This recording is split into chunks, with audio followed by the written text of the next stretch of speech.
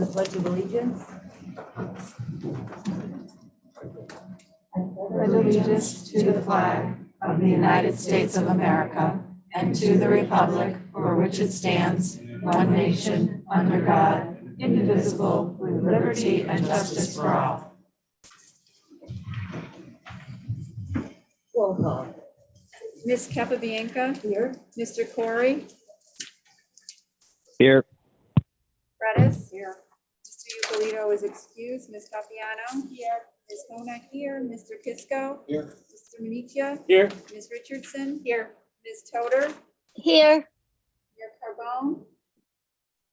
Mr. Barlow. Ms. Boisvert. Here. Ms. Ferguson. Here. Ms. Klamazewski. Here. Bomsky. Here. Ms. Schulte. Here. Thank you. I'd like to entertain a motion to approve the agenda. So moved. Second. All those in favor? Aye. School community service, public participation. The board invites members of the community to speak on topics to be addressed on the agenda or other topics of interest. Individuals wishing to make comments can dial in or email their comments with their name and address, which must be stated at the beginning of their comment. The board will not allow comments regarding specific staff members, parents, students, or personal grievances. Courtesy is expected in this limited public forum. The participating time will be limited to 3 minutes per person and 10 minutes overall to guarantee efficient operation of the meeting. So we did not get any email comments. Is there anyone? Sign up? I didn't.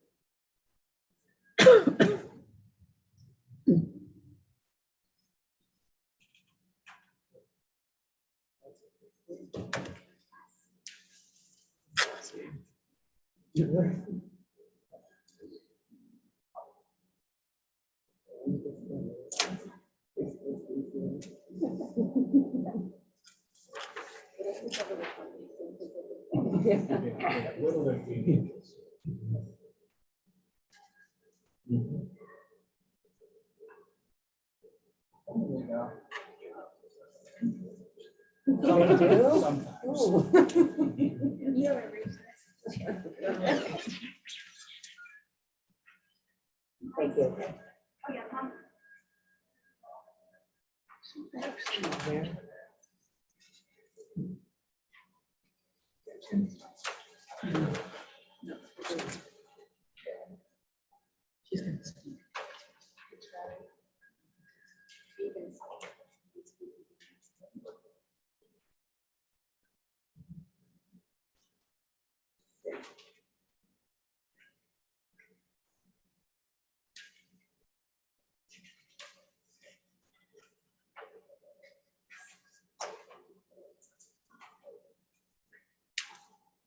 She has to wear the mask on her face, not just on her chin.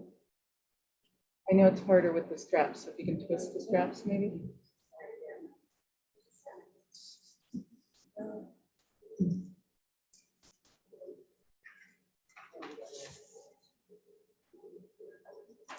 Thank you. Okay, Liz Patterson. Where would you like me? Right here? Good, yeah.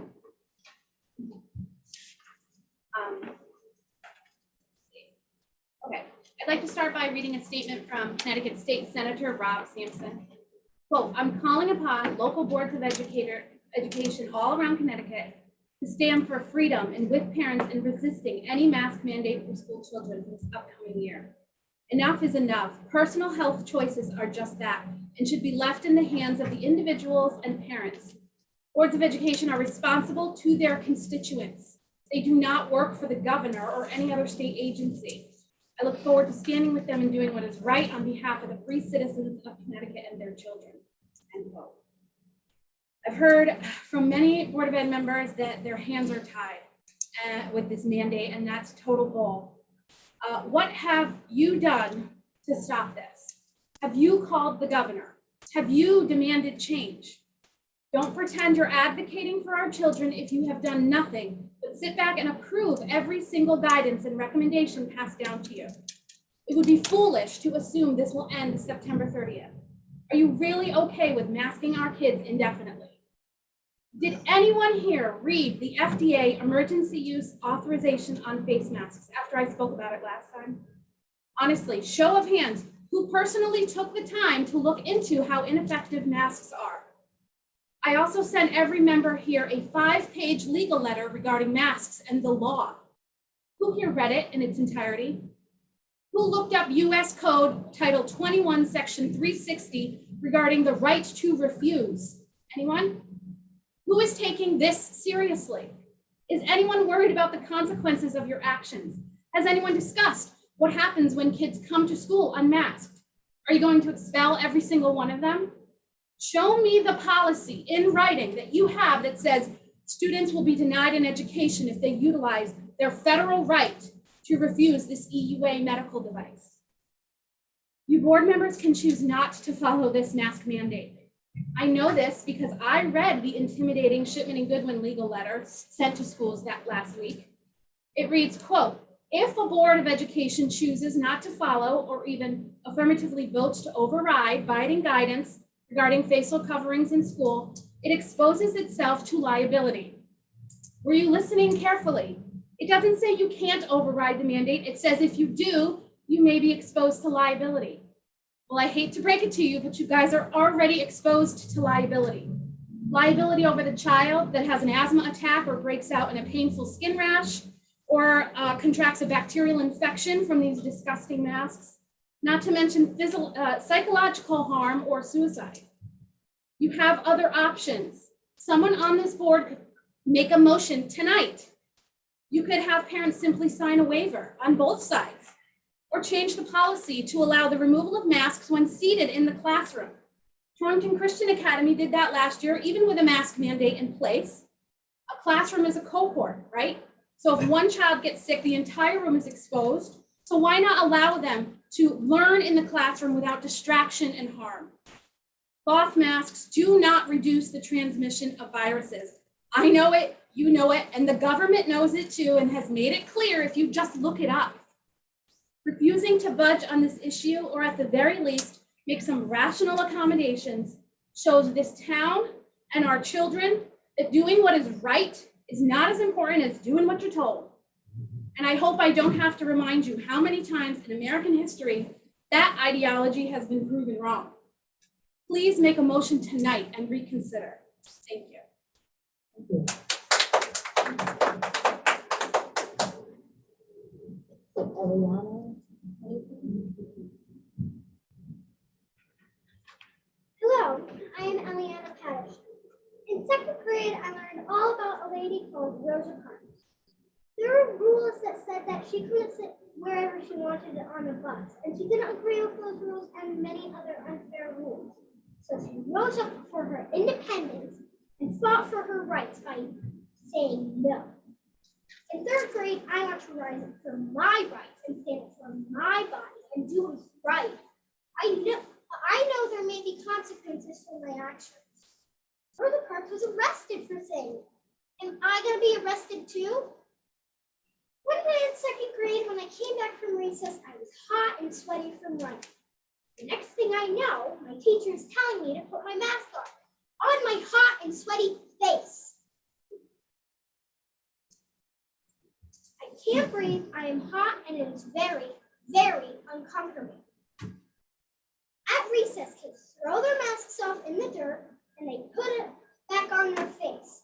It just grosses me out. At lunch, kids don't wipe their mouth with a napkin. Then they put their mask back on. Their mask is always dirty because they never wear them correctly. What's the point of wearing a mask in the classroom spaced out at our desk when In the lunchroom, we're sitting right next to each other, leaning around the plexiglass because we can't hear each other. What's the point of wearing a mask at our desks when we're at recess playing tag and hanging out closely together without our masks on? It doesn't make any sense. Masks are such a distraction in the classroom.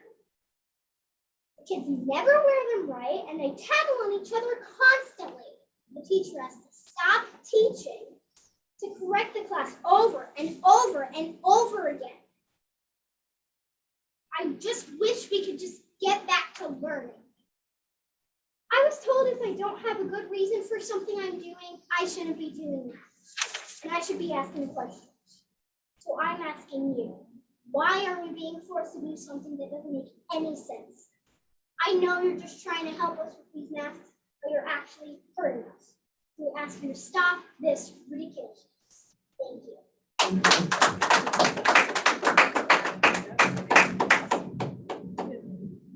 Catherine Hill.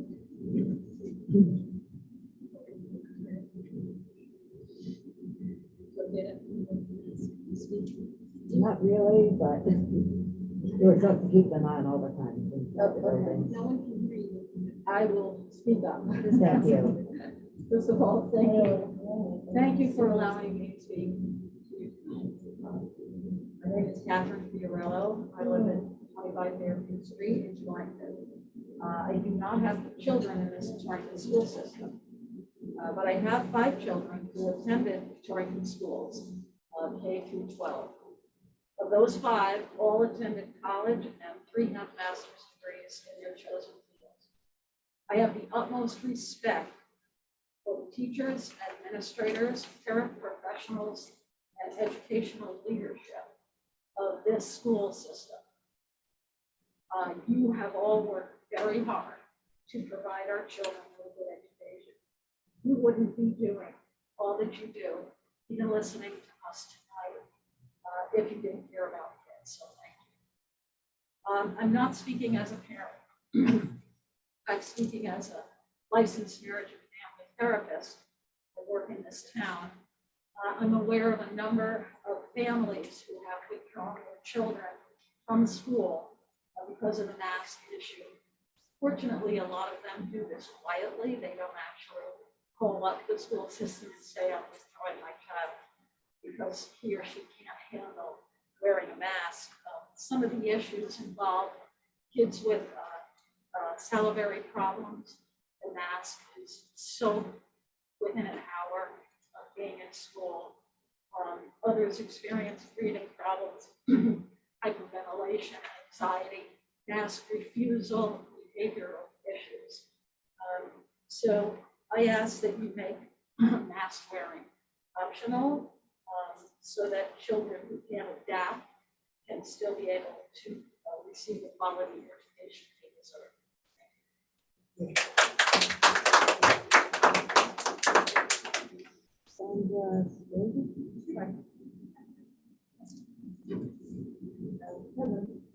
So I'm a longtime resident of Torrington.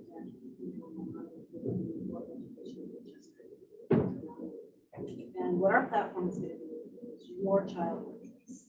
And I feel at this place in time, we're 18 months into this endemic, some would say, there's so much data in terms of mask wearing and children, the efficacy of masks. CDC guidelines, if you look for children who are infected with COVID, their rate of sustainability is 99.8. We have a greater chance of people with symptoms of flu. We don't mask children. We mask them for a year. We need to give parents the choice about masks. It's their children. It is their choice. There's plenty of data and science that backs up mask wearing or non-mask wearing. There's plenty of data for vaccines or non-vaccines. It needs to be a choice of parents. Parents need to be in control of their children's health. I understand it's for the greater good.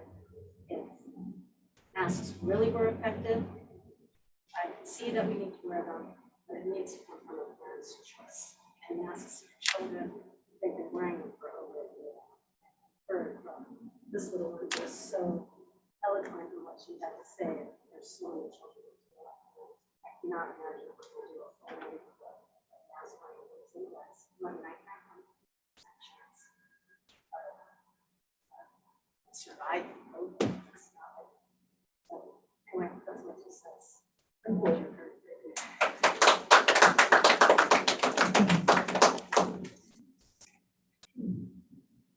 Information sharing superintendent's report. So we start school next Thursday, can't believe it or not. August just totally flew by. We are very, very excited to have our students return. We have our whole staff coming starting on Monday, which will be convocation day.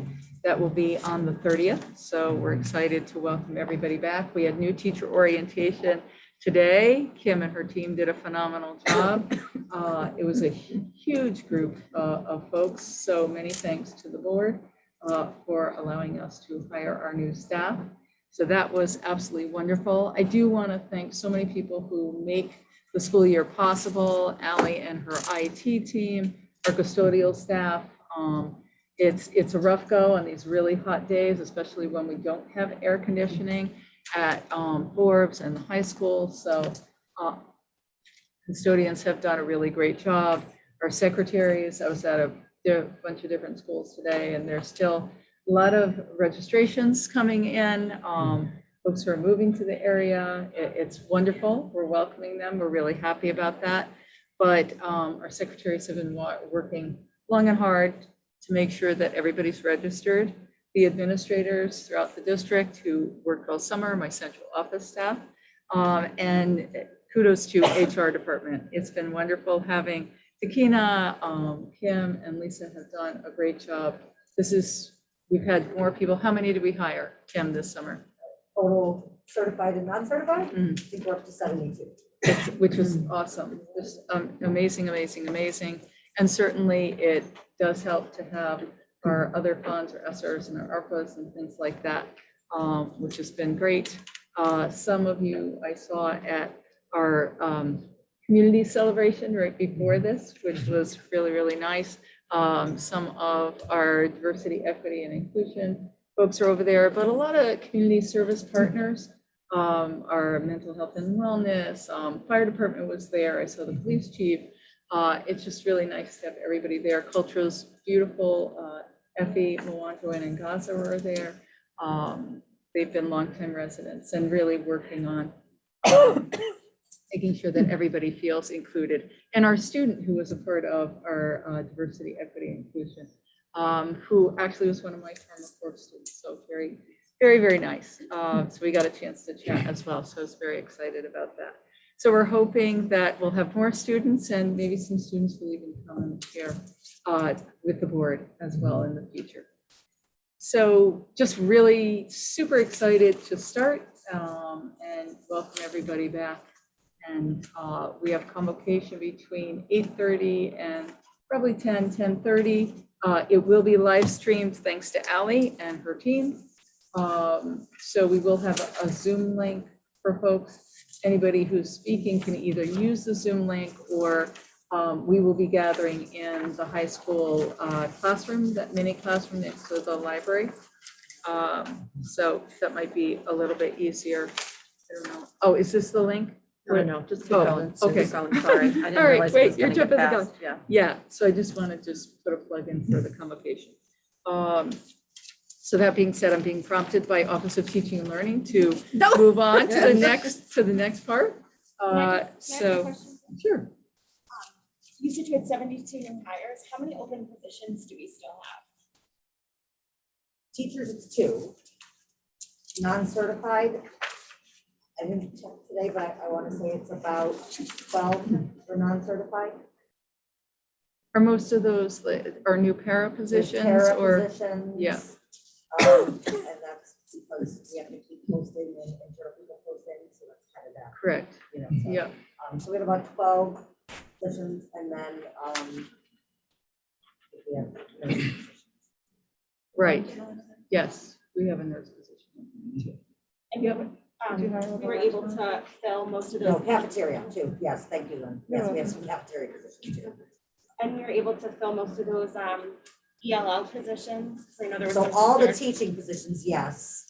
Some of the para vacancies, we filled of the 8 ELL bilingual para positions, we filled 4 of them. So, but we still have 4 left. So if anybody knows anybody, we're still looking. So, but yeah, so we filled half of them. But we still have 4 to go. But, all and we the filled all the translators and we even got a tutor. Yeah, We were even able Excellent. to get a tutor for the high school, so. very We're exciting. really excited about. So yeah, we did a really, thank God for Dakina. She's been a godsend this summer. So, yeah, so Lisa and Dakina have been amazing. So thank you to the board. Sure. So Office of Teaching and Learning. Okay, everybody, so we're gearing up, last minute preparations for next week when we welcome our full staff back on Monday. We have consultation on Monday, as Sue said, and building-based PD and meetings and that sort of thing that needs to happen. And then Tuesday, our entire staff is going to receive training in acceleration model approach that's kind of happening all over the country. We're excited about that. We also have some mandated type of things that staff needs to go through every couple of years. So most of our staff needs to participate in that. We're allowing time for that. And then we have some newly acquired district resources that we're allowing some time for teachers to just become familiar with so that they have a facility using these things.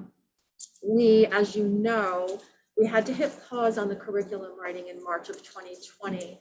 But we jumped right back in the summer of 2020. We were able to do most of it remotely.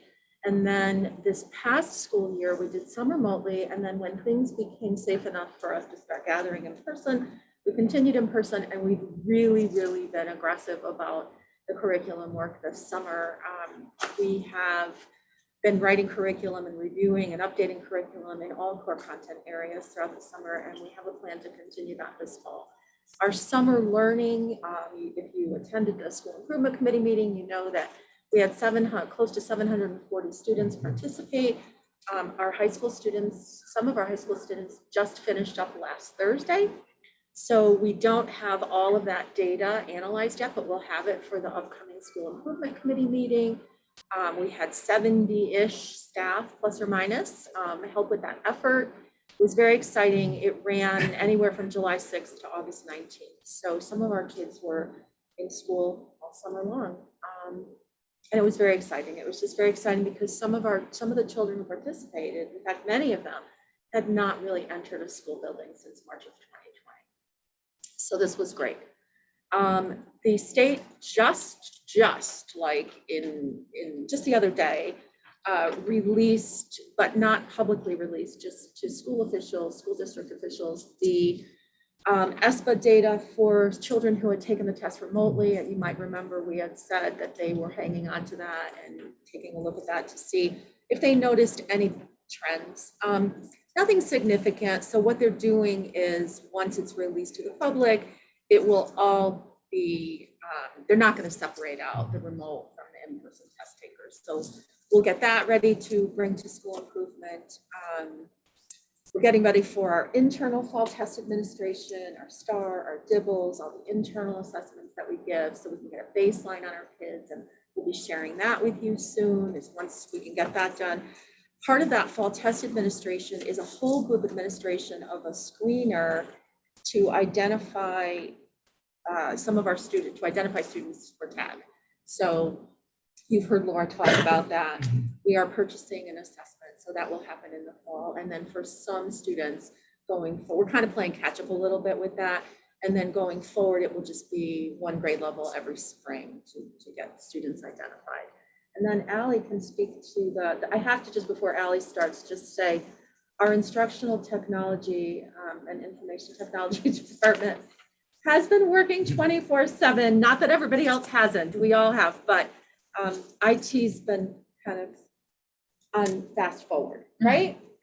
I wish I would have gotten Fitbits for everybody first, because we were running from every classroom, every building, 5 times a day, just to make sure the technology is ready. So actually, going back to earlier today with new staff orientation, quick shout out to my team. They did an amazing job. They were set up in the LMC at the high school and immediately were able to address any kind of issue that new staff was having, getting set up their emails, copier codes, all sorts of things. So they've been phenomenal. Device distribution. We've been looking for Power School and creating enrollment lists and rosters for every single classroom, for advisory or other classrooms. Excuse me. If you guys are gonna talk, can you just mind going out into the hallway, because this is being recorded, it's hard to hear. I would appreciate it, thank you. Go ahead, Ally. So for every classroom that'll have a advisory, we have put in all the devices. We're good to go for that. And then come first day, teachers will be able to hand out devices to our kids and report them. We have asset tag every single device in every single charger with a barcode. Okay. So we will be able to track every piece of equipment and make sure it gets returned. That it can be fixed, and really be able to track everything. It's beautiful. We've been, like Sue was saying, we're adding multiple learning platforms, and so what happens with that is we have another platform that you need to log on to, and everybody loves to have another username and password for that. So we're doing single sign-on with as much as possible. So whatever username and password that you already have for Google, you'll be able to utilize for any of these new platforms. So that's the goal, to make it really easier and leverage the existing system that we have. We've been working with an outside vendor to configure new switches and routers for our E-rate project. That has been going, it's been inventoried, and some of the base configuration has been put in place. So that will, over the next 2 months, replace our connectivity between the buildings and give us a beautiful single pane of glass and prepares for the new building as well. One thing I did this morning, in the midst of a couple of other things, was that as we're moving into a one-to-one Mac model for the high school, we want to also have that single sign-on ability for our students on those devices, or also any other Macs that your school currently already have in the school. So what will happen is you'll be able to take a device brand new out of the box, and the moment you turn it on, even though we've never ever touched it, you see this on any device that we buy. It automatically goes to our Torrington sign-in, because the machine is enrolled into our system before it even starts up. Wow. It holds down all the configuration, and you're unable to bypass it. Even if you were to take any existing Mac that Torrington owns right now and you wipe it, you get the same thing. It automatically re-enrolls and pushes down all the software that they need based on your user group.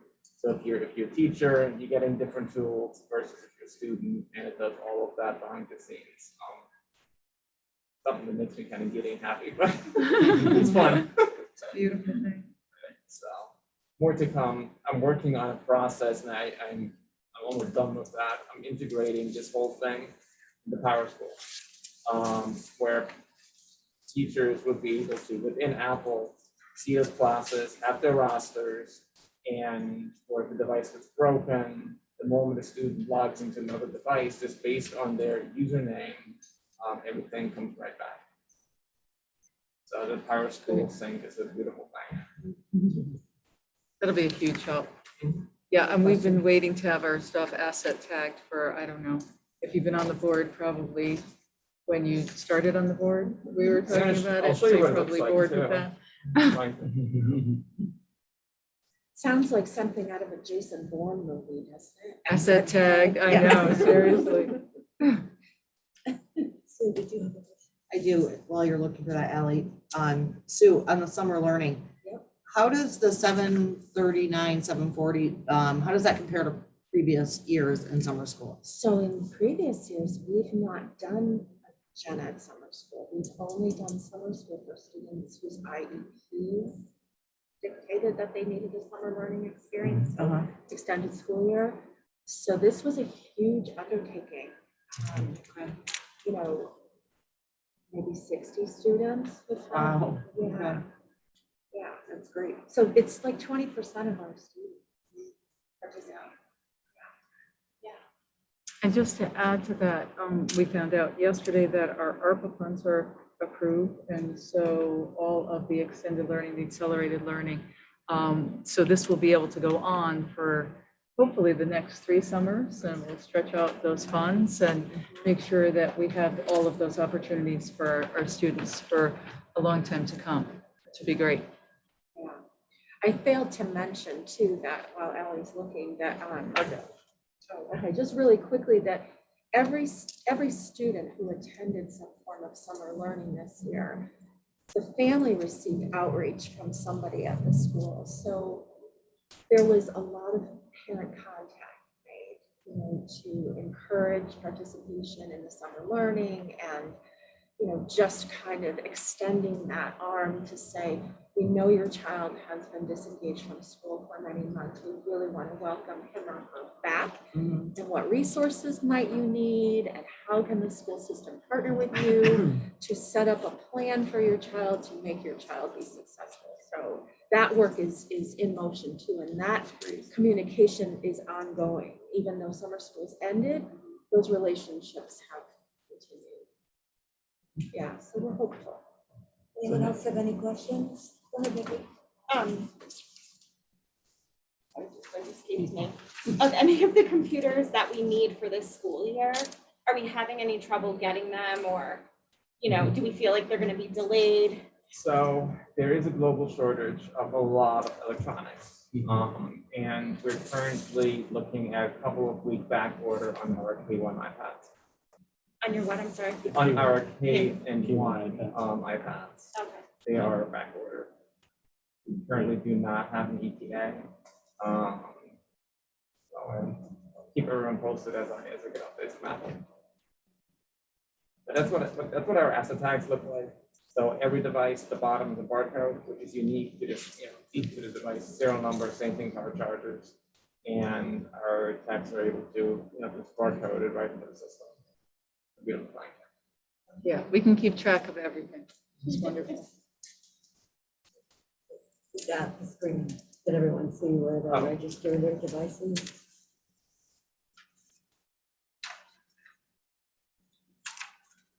Everything's property of Torrington Public Schools, and you immediately know one of our devices. They are industry glue type labels. They're non-paper, they're plastic labels, and they're industry adhesive. So they're really hard to get off. Thank you. Any good questions for Ellie? Kathy or Ed, do you guys have any questions? No questions. Can I go back, not for Ally, but just going back to the superintendent's report and kind of the start of school. Are we on track with everything? Like as far, like I've heard from some parents that they haven't gotten their kids' schedules yet, and I was just wondering, like, I know we have a lot of balls in the air, and so are we still doing okay with everything? We are on track. It's been a little glitchy. We've had some power school issues and just some other problems, not from Allie's end, just from, once power school gives us difficulty, and because everything is housed there, that just filters down. So by Friday, everybody should be fine for middle school and high school. And are we going to have a point in time where we get like some of the questions that the speaker raised about like what does happen if a child comes to school without a mask? Like I think there's a lot of parents that have questions about things like that. Is there going to be a time where we will be able to discuss that? Yeah, I think it's pretty basic. It's just like non-compliance for anything. Obviously, you want to work to have your child or have your student at school comply. So we use that for any behavior, right? If a child is refusing to go to class, or if a child is refusing to move from one area to another, you're going to employ those same strategies as you would for a mask. We have other masks available. We will try to have the student comply. Obviously, if you get to a point where it's in an extreme situation, then we would have to call a parent. We hope that that's not the case. We hope that the student will comply. It's a mandate, it's the law. We have no other choice. That's the same thing that we would be saying to the parent. We hope that parents will not have their students act out really what their beliefs are. They are a minor, so hopefully they will ask their children to comply with the law. That's about it. Nikki and then Sue. What about, like the bus? Like, would they be allowed to even get on the bus if they're not wearing a mask? There will be masks on the bus. So they have to wear a mask on the bus. Right. But if like the student is coming on without a mask, They'll have to wear a mask, just like they were before. And students pick up a mask as they get in if they don't have a mask. If they don't have a mask and refuse to wear a mask and there's no parent at the bus stop, then the student will sit in the front seat behind the bus driver or the first few seats so that they're separate from the other students. And then once the student gets to school, the parent will be called. Unless the student, like I said, complies once the child is there. But the parent will also be called because the student didn't ride it on the bus. So parent communication will occur. So I think based on everything that we've heard over the summer and just still hearing, I think to Jess's point, I think we need to have a strategy in place. I love your optimism that the kids will comply when they get to school, but a big part of me feels like that's not going to happen because they've been all summer long told that they don't have to wear a mask whether they get to school or not. So I think that we probably need to be a little more realistic about the fact that there are going to be kids coming in and they're not going to wear it on the bus. They're not going to wear it when they get to school. Are the administrators at each building going to be tied down every morning with however many families are sending their kids to school and telling them do not under any circumstances put on a mask? So I think the good news is from other superintendents, because we are starting a little bit later than other districts, and I have heard from all the superintendents of schools in this region who have already started, the issue has not been masks at all. They have not had mask issues. What they've had is drop off and dismissal, pickup, because there's so many parents who are not having their students ride the buses. And so then that's a bigger issue because it's hard to be patient, it's hot. People are testy, little ones have been in school all day. So that's been an issue. The masks have not been an issue. So we hope that will continue. However, I know this is hard for you to believe, but we do have sometimes students do not comply with what we ask them to do. And we are well versed in how to deal with that. So we work on that, and it's just like any other time that a student that says, I'm not complying. So that is our plan. We do it all the time. We do it day in, day out. This just happens to be about masks. So you mean like a tier 1 disciplinary infraction? Sure, Like yeah. that type of thing? Yep. So, Yep. I mean, I think that's a concrete answer to that question. Yeah. And I Sure. would like to see us discuss, I know a lot of other boards are having some heated conversations about this topic, and I'm kind of interested to see how some of those other conversations pan out without having one of our own. Well, But it's mostly the public. It's Yeah. not the boards. The Right. boards, there's not a board in Well, that- Connecticut that does not understand that this is required, like other requirements we have in the schools. Mhm. There's some members of the public that are upset, but there's also members of the public that are upset about the possibility of not working. So I think as a Board of Education, it's important that we stay neutral, because we have to serve all of the kids. We're under an executive order, and we're following that order. If people are upset about that order, it's through September 30th, so we would encourage them to contact the governor and And the address it with the representative. governor and their state reps and Yeah, everyone reps. that's involved at a state level. But as far as, I mean, if anyone on the board feels differently, but it's, I think we have to enforce it like we do every other rule that we have in the schools, because if we don't, then it becomes a bigger problem if there's any wiggle room. You know, we had an issue today, busing issues and all sorts of things that can't be looked at individual cases. If someone truly does not want to wear a mask, they can get an exemption. The parent would have to get either a medical exemption or whatever other means to not wear the mask in school. In the absence of that, they have to wear the mask. So they can obtain a medical exemption. Right, but they Yeah. have to They get have- it from their doctor. First, From the Right. doctor.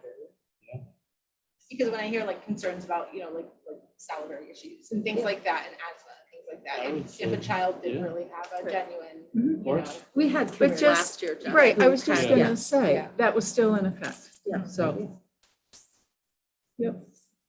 So that part hasn't changed. We have shields for students that can't wear a face mask. Yeah, so they have that option as well, a clear shield. It's not the same, but it's something. So,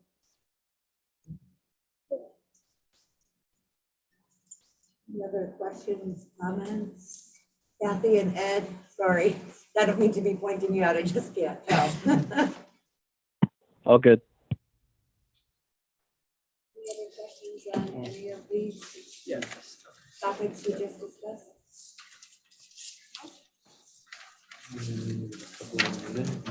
Okay, special education update. It's coming Hey, out. everybody. I hope that you had the opportunity to rest a little bit this summer. I wanted to, rather than just giving you the June 1st to June 21st, instead, I put together our numbers for the year. So you can see some of the accomplishments that we were able to do despite this craziness this past year.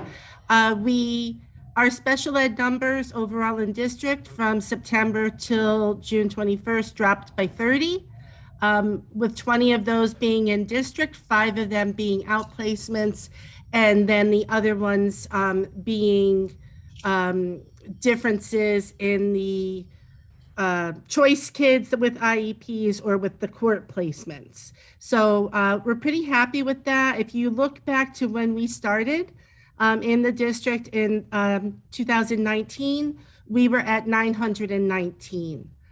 So we are in a much better place than when we started. Our prevalence rate is down from 16.1 at the beginning of the year to 15.4. Why that's important is that is one of the things that is on our special education report card, the APR, annual performance report that we get from the State Department. And there are different factors that we need to comply with, or else we can have sanctions put on us, things we need to improve. So when we came on board, there were a lot of things we were not in compliance with. So we've really worked very hard on that the past 2 years. When we came on board in 2019, our prevalence rate, which is the percentage of students identified as having a disability, was at 22%. We were amongst the 4 highest out of 169 districts in the state of Connecticut. And as of June, we were down to 15.38. And the state target average that they would like districts at is 16%. So we are below what is required. Sorry, there's my clock. Then we also have been working very hard on our outplacements, as you know. And it's kind of surprising to only see -5. You have to remember that we'll lose some and then somebody else moves in, that we are inheriting an outplacement. However, having said that, again, in 2019, we were at 16%. If you think about that, our percentage of outplacements was as high as what the state felt the entire special education identification should be for each district. So we were really over in our outplacements. We had reduced it to 13.74. By September, we are now at 11.3, and the state average is 13%. So we've really made some nice movement in our numbers. And really have been able to focus our attention on the kids that truly need it. If you go to the next page, Al, we have our exits. So I kept track every year. Last year, we had exited 51 students, and that means no longer needing special education. That's not that they moved, it's that they no longer required special education. This year, we were able to exit 55. And we're really happy with that, considering that how crazy school has been the past couple of years, that our kids have still made some growth. So over the past 2 years, we've exited 106 kids, and we have identified 86 new ones. So that's good to see, because in looking at our numbers in the past, every year we were exiting fewer and fewer and picking up more and more, and our numbers just kept growing. So we have it much more under control. Another area on the APR that we had to concentrate on was the time with non-disabled peers. So you hear me talk a lot about LRE, the least restrictive environment, and it's the law that to the maximum extent possible, students with disabilities are integrated with their non-disabled peers in their home school. So, that's obviously what we are trying to do. And what the state is looking for is that they want to see that 72% or more of all the identified students will spend at least 80% of their school day with their non-disabled peers. And so that's why, we're always talking about ways to improve differentiation and, have our supports going into the classroom, perhaps rather than pulling out. And so anyway, our time with non-disabled peers was at 53%.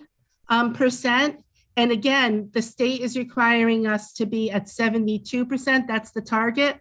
And as of June 21st, we were at 72%. So we've increased our time with non-disabled peers by 19%.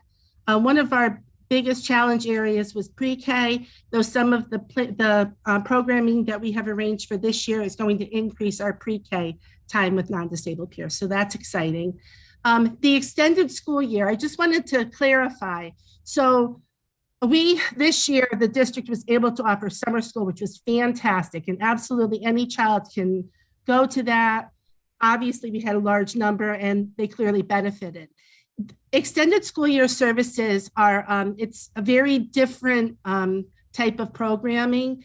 It is really intended only for your most significant students with disabilities, and the purpose of it is to prevent continued slide or loss and the inability to jump back to where they were at the end of the school year. So for example, the child doesn't get any instruction during the school year and they come back and, it's like the past school year didn't even happen and the child's back to the starting point. There's very, very stringent criteria that needs to be looked at. And when we first came on, really Torrington was kind of using it almost like summer school. And if you had an IEP, you got it. Now, our students with IEPs can attend summer school, but it doesn't mean that they qualify for ESY. So we've really tightened up the criteria for that. And we are currently at a much more appropriate number for students that would qualify for that ESY piece. We talked about the referral process, and all year I shared that with you. Ultimately, parent referrals ended up allotting to 29% of those children actually qualified for special ed, and the school referral was almost 70%. So again, to just emphasize that as a district, we have to encourage our parents to trust in the school and try our multi-tiered systems of supports. And, we're going to go to evaluation when we need to. And when we do go to evaluation, students do tend to qualify. But just jumping early isn't always the best way to go. And then the last thing I just wanted to point out about our past year was the Connecticut alternate assessment. That's another area that is on our report card. And we are supposed to have less than 2% of all students taking the alternate assessment. We were at 10%. So we really had to look at that. The state had given the district some things to look at to improve that before we came on board. And now the state also has more of a clear-cut criteria that they provided that we have to go through with every family before we recommend that students take the CTAA. And so that's been really helpful. We got kids down to where they wanted to be. At our September meeting, I will talk about some of the things that we're hoping to concentrate on going forward this year. As Sue had already mentioned, we're excited about piloting our tag program in 4 and 5, sorry. And so we're gonna have that group group measure, which is going to be administered to our 4th and 5th graders at the beginning of the year. And based on that and the remaining criteria, we'll have that pilot program start. So that's exciting. I feel like this is further than I thought we were going to be, because I wasn't sure we were going to be able to go to a pilot at this point. So thank you to the board and to Sue and everybody that's making that happen. I think that's great for our kids. And then the only other thing is, excited this year, special ed will be working quite often, at least a couple times a month with OTL to really work on ways to improve learning for all of our students, and to really kind of fine tune our process of when we need to jump to that special ed referral. So that's it. Laura, would you mind sending this report to Marissa so that she can send the board an electronic copy? I will. Oh, Sure, yes. Allie has it, and it's on the table too. I left copies, but Allie, can you just send it? Is that okay? Yeah, she just sent it to Marissa so we can get it to everybody, just because Ed and Kathy don't have a copy and Gary. Sure. Thank you. The extended school year is something I know we're investing in from the ARPA funds, it's a good chunk of the money. Is this really just sped and we're seeing the need in the non-special education for really that program? Okay, I want to just ask a clarifying question. So Laura's talked about extended school year. Yep. That's more of a special ed thing, Yeah. right? So are you asking if we're gonna, what's your question? Well, I It's guess my about, question is, we're investing in the extended school year. We're $1.4 million of the ARPA funds is going to the extended school year. to program. summer school. Summer school. Okay, so is that just summer school then not extended year? Yeah, it's both. So extended school year, Yeah. right? So you have extended day programs and then you have extended school year. And some of that is in Alliance, some of that is in ARPA. Right. And so it's mandated through ARPA that you're spending a certain percentage, right? So we're doing that and making sure that we're offering as many supports as possible so that students have an opportunity to any, lost learning or any gaps or to play catch up or whatever. But special ed is different than the regular ed. Right, okay, that was my question. I think that's your It's- question. Yeah, Yeah, it's like, it's different. because seeing It's these separate. numbers being on such a decline Right. is like, okay, do we really need all that investment? But it's really because It's the totally gen ed. separate. Right. And so what we're hoping is that we're addressing students' needs at the appropriate level and targeting instruction so that we don't go back to where we were before in terms of special ed's the only game in town. So everybody needs to qualify for special ed because the gaps are huge and they can't be made up, that kind of thing. In recent years, the only students who attended a summer experience who were not kids with IEPs would have been our high school students who were attending a credit recovery program. We didn't have anything for other kids. Okay, Other grades. okay, got it. Yeah. And this allows us to know. Yeah. Okay, thank you. Any other questions? Kathy, Ed, are you guys all set? I'm all set. Thank you. Good. Board of Education budget 2021, 2022. So we didn't spend a very long time on budget for this year since the year has just started. So Lynn gave the monthly financials, which are in the packet and are next. You want to just give a quick overview in terms of, as you shared at budget. As of 7/31, we had spent 3.4 million of our 2021-2022 budget. And it will not start to really kick in until school starts again very soon. So you'll get those updates in the next coming months. The 6/30/2021 ending date for as of 7/31/2021, we still had $377,297.56 encumbered, and there was an ending budget balance of $438,636.21. That has changed. We've paid more bills. We've had more bills come in. So in the next month, you'll get an updated report that has a clearer picture of where we stand. I noticed in the fiscal year ends that that there was a line, it's on the last page of the one that's in the packet. Sorry, page 6 of the expense budget performance report. The donations line? Yeah, the donations line of $1 million. I believe that was, we found out what that was. That was the expenditures that were made for COVID. And Oh, that's right. they can't change the descriptions once they're in with this system. So it was just put in that line under donations, but that was COVID expenditures for the previous year.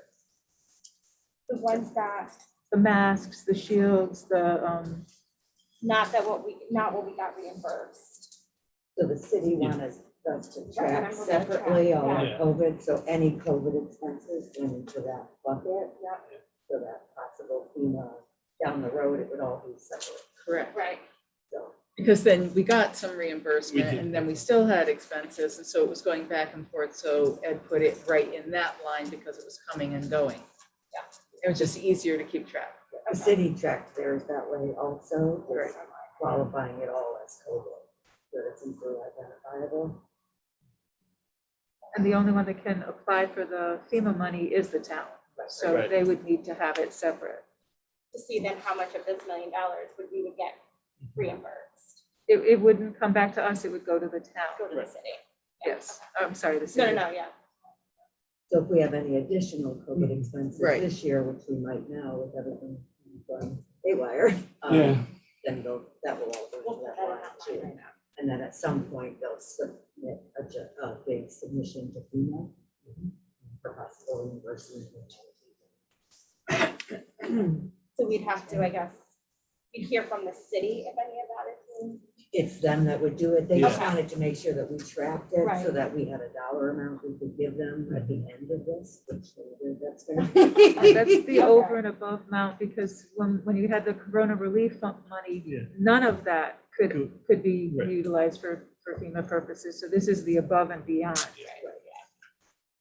Above the 636,000. Yeah, right, that we got reimbursed. Okay. Right. So this is all those receipts that went to the city, and then they're the ones that will have to submit it to FEMA and get back to us. But we spent the money. Right, but they would do one big consolidated. All their services expenses under and our the city. expenses. All out categorized so that see what kind of reimbursement they may get. Yeah, okay, thank you. There's no guarantee that you'll get anything. No. Exactly. Not when every single town and city. And the country is asking for Exactly, $2 million right. or more. Yes. You're welcome. Any other questions?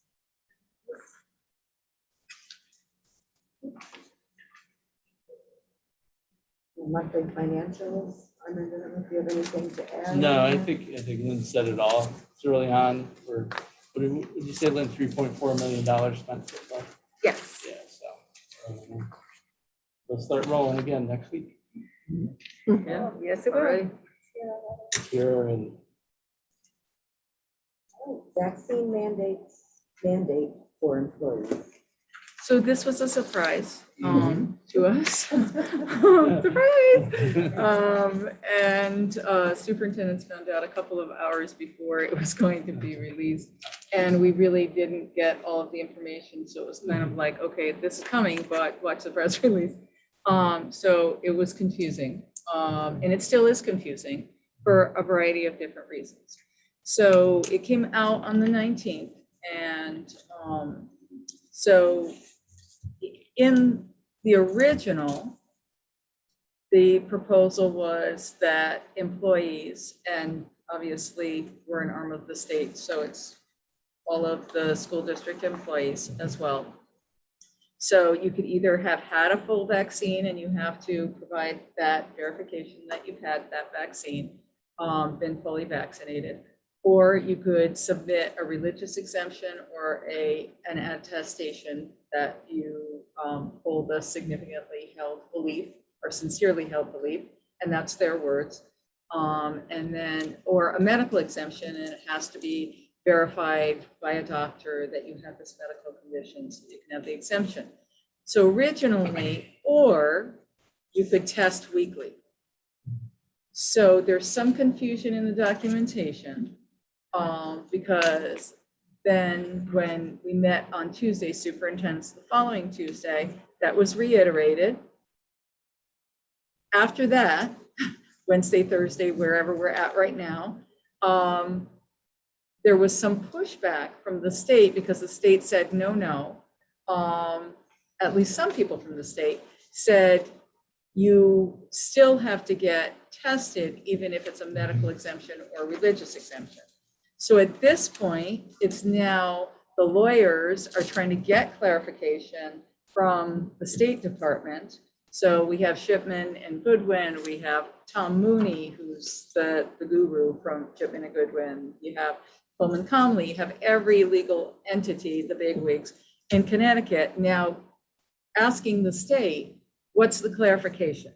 So leaving all of us to kind of scramble at this point.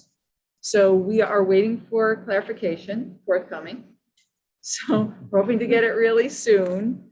So in the meantime, we said, okay, so what if people do opt for the testing? So Amanda, who does our benefits program, has been calling Cigna, who's our provider. And we finally got an answer today. And actually, I haven't even been able to share this with staff yet. But what they said to us is that if the testing is for diagnostic reasons, you are having symptoms, somebody in your family, you feel like you're a contact, close contact, then it will be paid for by our insurance. However, if you're asymptomatic and you're testing weekly, then our insurance will not pay for it. So that's a whole nother piece that I need to share with staff tomorrow. I haven't even been able to tell Kim that. Even if you have a medical exemption. So this is the problem, right? Okay, Sorry, so yeah, that's sorry. why, no, but I'm Throw glad that you're in there. bringing that up. So then these are the problems and the dilemmas. It's not as easy as it sounds, right? Right, It's just right. one or the other. And that's why now the attorneys are involved in all of this. Now, all of this is supposed to be resolved by September 27th, right? Everybody's supposed to be fully vaccinated, or you've got your exemptions in place, or you've got your testing in place. I'm hoping that we get an answer. They understand that we needed the answer like yesterday. We needed it on the 19th, but I don't think that they had anticipated exactly what you're saying. Some of those questions where it's like, it's not so clear. So we had already planned on offering clinics for vaccination clinics after school, so that could be available for staff members. We were thinking particular at the middle school and at the high school. Our student athletes would have an opportunity that's downtown. Parents, it would certainly be open to everyone, but it does benefit our students and any parents or any staff members who now choose to get the vaccine. For some people, now that it's been, at least Pfizer's been FDA approved, that may be something that people want to get. Certainly there are reasons why people can't get the vaccine, medical reasons. So it's very messy at this point. So we are really looking forward to guidance. We meet in our Tuesday meetings with the commissioner, with DPH, and various other epidemiologists, et cetera.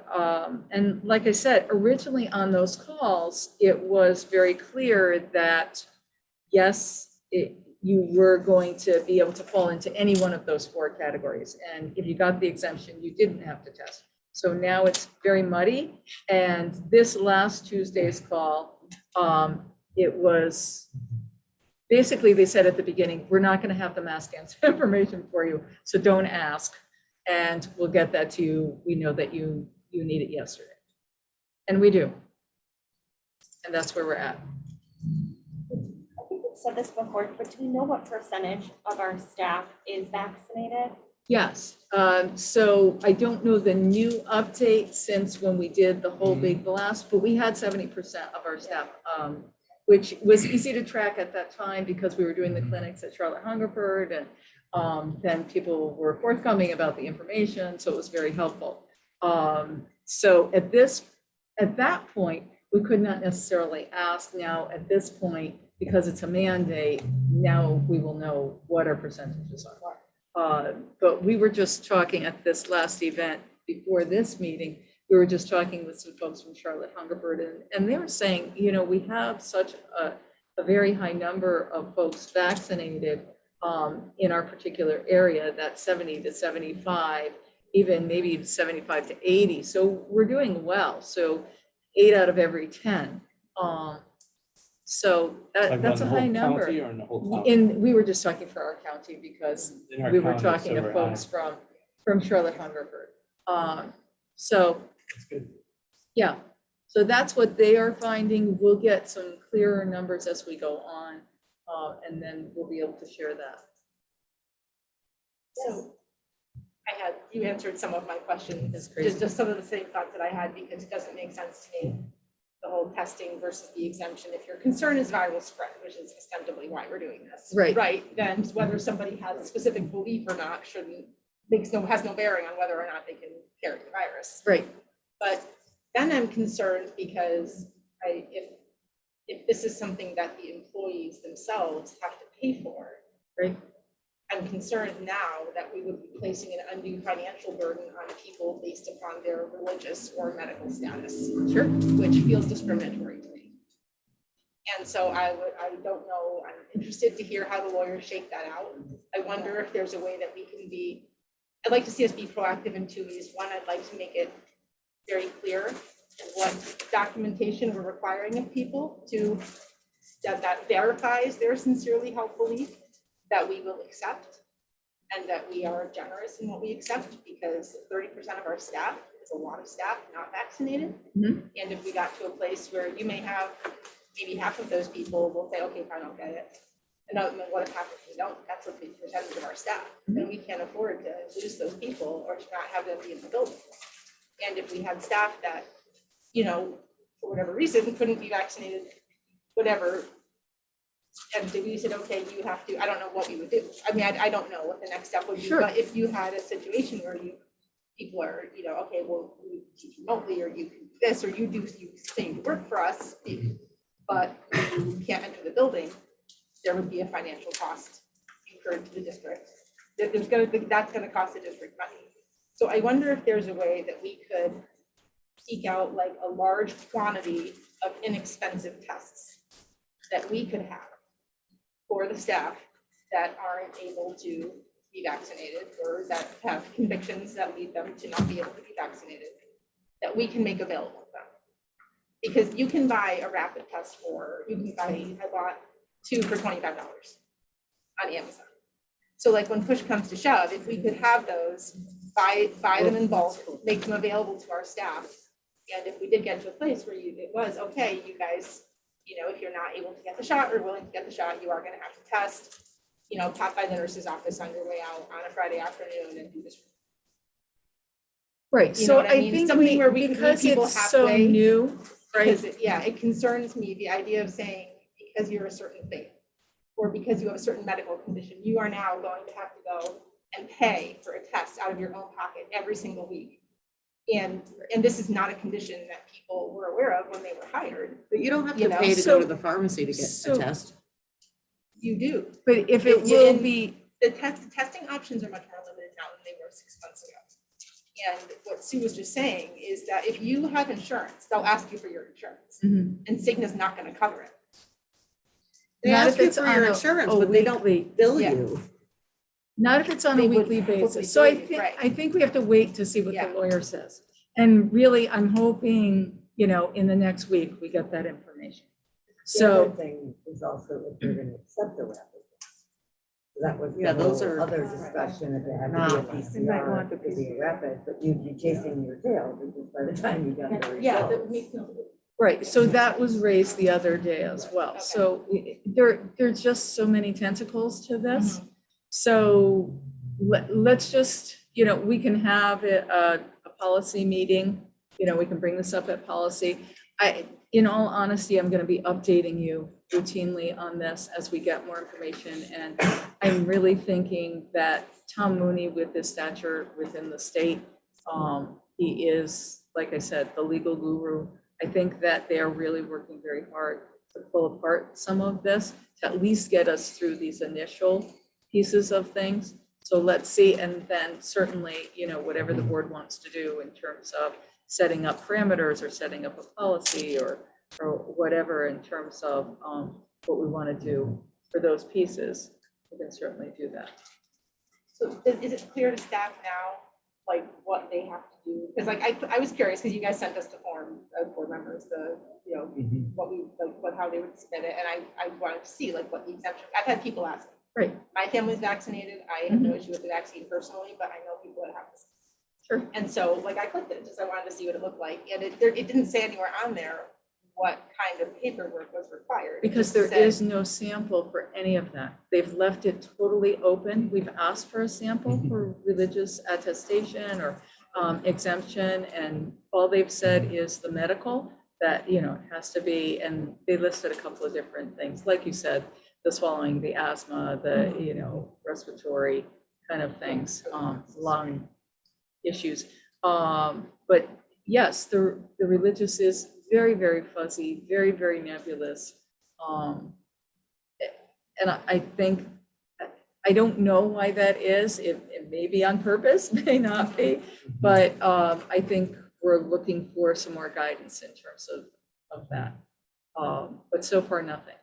So is it like, because that form is live now, right? I Yes. mean, there's staff that could be submitting something right now. Sure. Is there, is that something that we process, that our HR department processes and approves or denies, or does So that we go on process to- it. No, it doesn't go on to the state. However, they do say in the documentation that if you are not following this process with fidelity, although they haven't given us the particulars, you will be fined as a district by the state.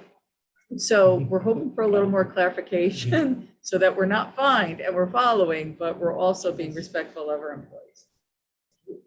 It does say in here that you could be fined a minimum of no more than $10,000, no less than 1,000, no more than 10 Is it per board per member, right? per person. Yeah. Per person. Right, so you also have to be careful because you don't want to be on the list where they've had to fine you, because remember, all this other, the ARPA funding and what have you, comes from, is approved by the state. So, you would be in danger of also losing your funding. So we want to follow what the mandate is and what the guidance is. However, we need more guidance on the mandate. It doesn't say per person. It is. It is per person. I think so. Yeah, I didn't think it's something. Hang on. How are we advising the staff? So what I sent to you is what we're telling the staff at this point, because that was what we got on the 19th. So that's what I shared. And the Cigna information they didn't have because we didn't have it. And we'll offer the clinics, and we're waiting for more legal advice. So I'm really hoping by Friday we have a little bit more clear cut so they can give them an update. People who have concerns, that's why I told them to just reach out to me. People are reaching out to me and they're asking, and whatever I know I can share with them. And then sometimes I'm telling them, you know what, just hang on, because we don't have that guidance yet. Or sometimes I'm really able to allay their fears and say, we've got this, we've got some other options for you. And, we've got vaccines that are going to be offered, clinics that are going to be offered. And we're trying, at that point, we were trying to get the information from state. Right. So we'll see. Yeah. So as we get more information, we'll be emailing you and updating you just so that you know. And then, you know, if it becomes a policy issue or wherever, it can fall into those subcommittees. And then if we have to have an emergency meeting, we can. You know, I'm sorry for another meeting. It's just, it's crazy. We did not see this coming. We thought that meeting was actually going to be maybe an update about possible remote. We're 100% in person. We are not offering remote unless it's a special ed or medical issue. And Laura has a good handle on those things, special ed, 504s, those kind of things, which we were honoring even before COVID, obviously. Maybe this is different than some of the others. I know there have been other situations where they have said, not COVID related, where boards of education members could be held individually liable for this amount That of was the money. Tom Mooney one. Right, Yeah. so this does That went not out. say that. You're right, this sounds more. We are though, we operate outside of any executive orders or legislation. Isn't that what the shipment, Yes, Said- that's what shipment said that in their letter? the Tom Mooney letter. Right, but this one that you're looking at here doesn't say individually, but Yeah. But it is I individual. think that's why I'm getting confused. There's two different sources of information. It's not all very Yeah. It is. Yeah, and I know like you guys, I think everybody knows that you guys just get this stuff dumped on you too, you know? We're trying. But it's the timing of it right before the beginning of the school year, I think is really wonderful on the part of the state and And the, that's the nicest word I can use. and the deadline is a little short. Yeah, it's intended to put pressure on people. And I don't Right. think that's. You're gonna when you're mandate it, speaking fine, with but- adults that are professionals, that I think that's very important for them to do, you know, so. Yeah. The most information that we can put out there, I think the better, Sure. and the most that we can respect our autonomy and beliefs of our employees, our professional adult employees, I think the best that will be. Sure. Absolutely. Any other questions, comments? All right, educational specifications, building project. Okay, So- we get to have Ed come back. Yeah, I so just just told us. quickly, so in June of 2020, the board approved the I'll go sit original over ed there. specs. And then the building committee. Here, you guys, setting no, them. come sit over here. I'll move So over. we have the architect here and Ed's making a reappearance. Amy, Ed. Everybody knows Amy. Yep. Amy Samuelson. Samuelson? Slam. There's chairs on. Yeah, come sit over here with Yeah, us. have a seat. See us. We missed you, Ed. Yeah. We do. I'll have to bring cheesecake. That's right, all right. Nice What are you gonna admission. say? Exactly. Yeah. You don't ask much. Now we I was know why gonna we're say. invited. Exactly. The Cheesecake Connection. Yeah. So just give you a quick update where the ed specs in June of 2020, Board of Ed approved the ed specs because we had to fill out the form for the state. November was passed. So in December, we hired SLAM. January, they started reviewing the ed specs. They had over 20 meetings with staff members throughout the district for 7 through 12. They've come up with name changes really because of the alignment of the programs. And Amy, you want to just. Right, I'll just confirm that that's the case. There were a few adjustments to the program in terms of number of offices or number of support spaces that we put into the program and then updated the ed spec with those revisions. So where the ed spec may have in the past written a pathway space, we've now provided program areas for that teaching space as well as storage or equipment areas for those spaces, that kind of thing. So we've basically just taken what you had and aligned it with the discussions that we had with the teachers. So So for That's what's in front of example, you. like at the high school in the STEM, so originally we called it a maker space and we had an equipment room, and now we have it as the engineering lab. because it's more than just a makerspace and a hands-on. It's got all of these other components because we're offering more. So we're trying to incorporate it and have the best name to fit what we're doing in that space so that the state can better understand what we're doing and where we're going. So it's a lot of tweaking and enhancing, and just the input from the teachers, which has been really invaluable. I just have to say kudos to SLAM. They've been very patient and really working with us. It's wonderful that they have experts on their panel so that they really can help us, help to guide us. They did another meeting with our music and arts department the other day, and they were talking about sound systems and a lot of technical things, lighting and stuff. And so we're starting to get down to some of that nitty gritty. But just to have that in the ed specs, Right. It's for the state. It is. So the state process, as you know, requires that we build to meet the ed spec. So the ed spec has to align with the program that we're delivering in order to maximize your reimbursement. So we don't want to have any rooms in the building that were not mentioned in the ed spec. This way, we're sure that you get your full reimbursement and we don't risk any kind of concerns or discussions from the state about what's being provided and why. Because when they do the audit at the end, they will take the ed spec and they will look at the building and they will go room by room by room by room. So, did you have It is. I do, and I apologize because I haven't been at the building committee meetings, I'm not on that committee, but I noticed that some of the pathways were removed, and it could be because they were renamed or for another reason, maybe because of the Oliver Wolcott that we have in town, like the automotive and the Right. carpentry and those. So were they renamed or removed? And if So It's a removed, why? combination.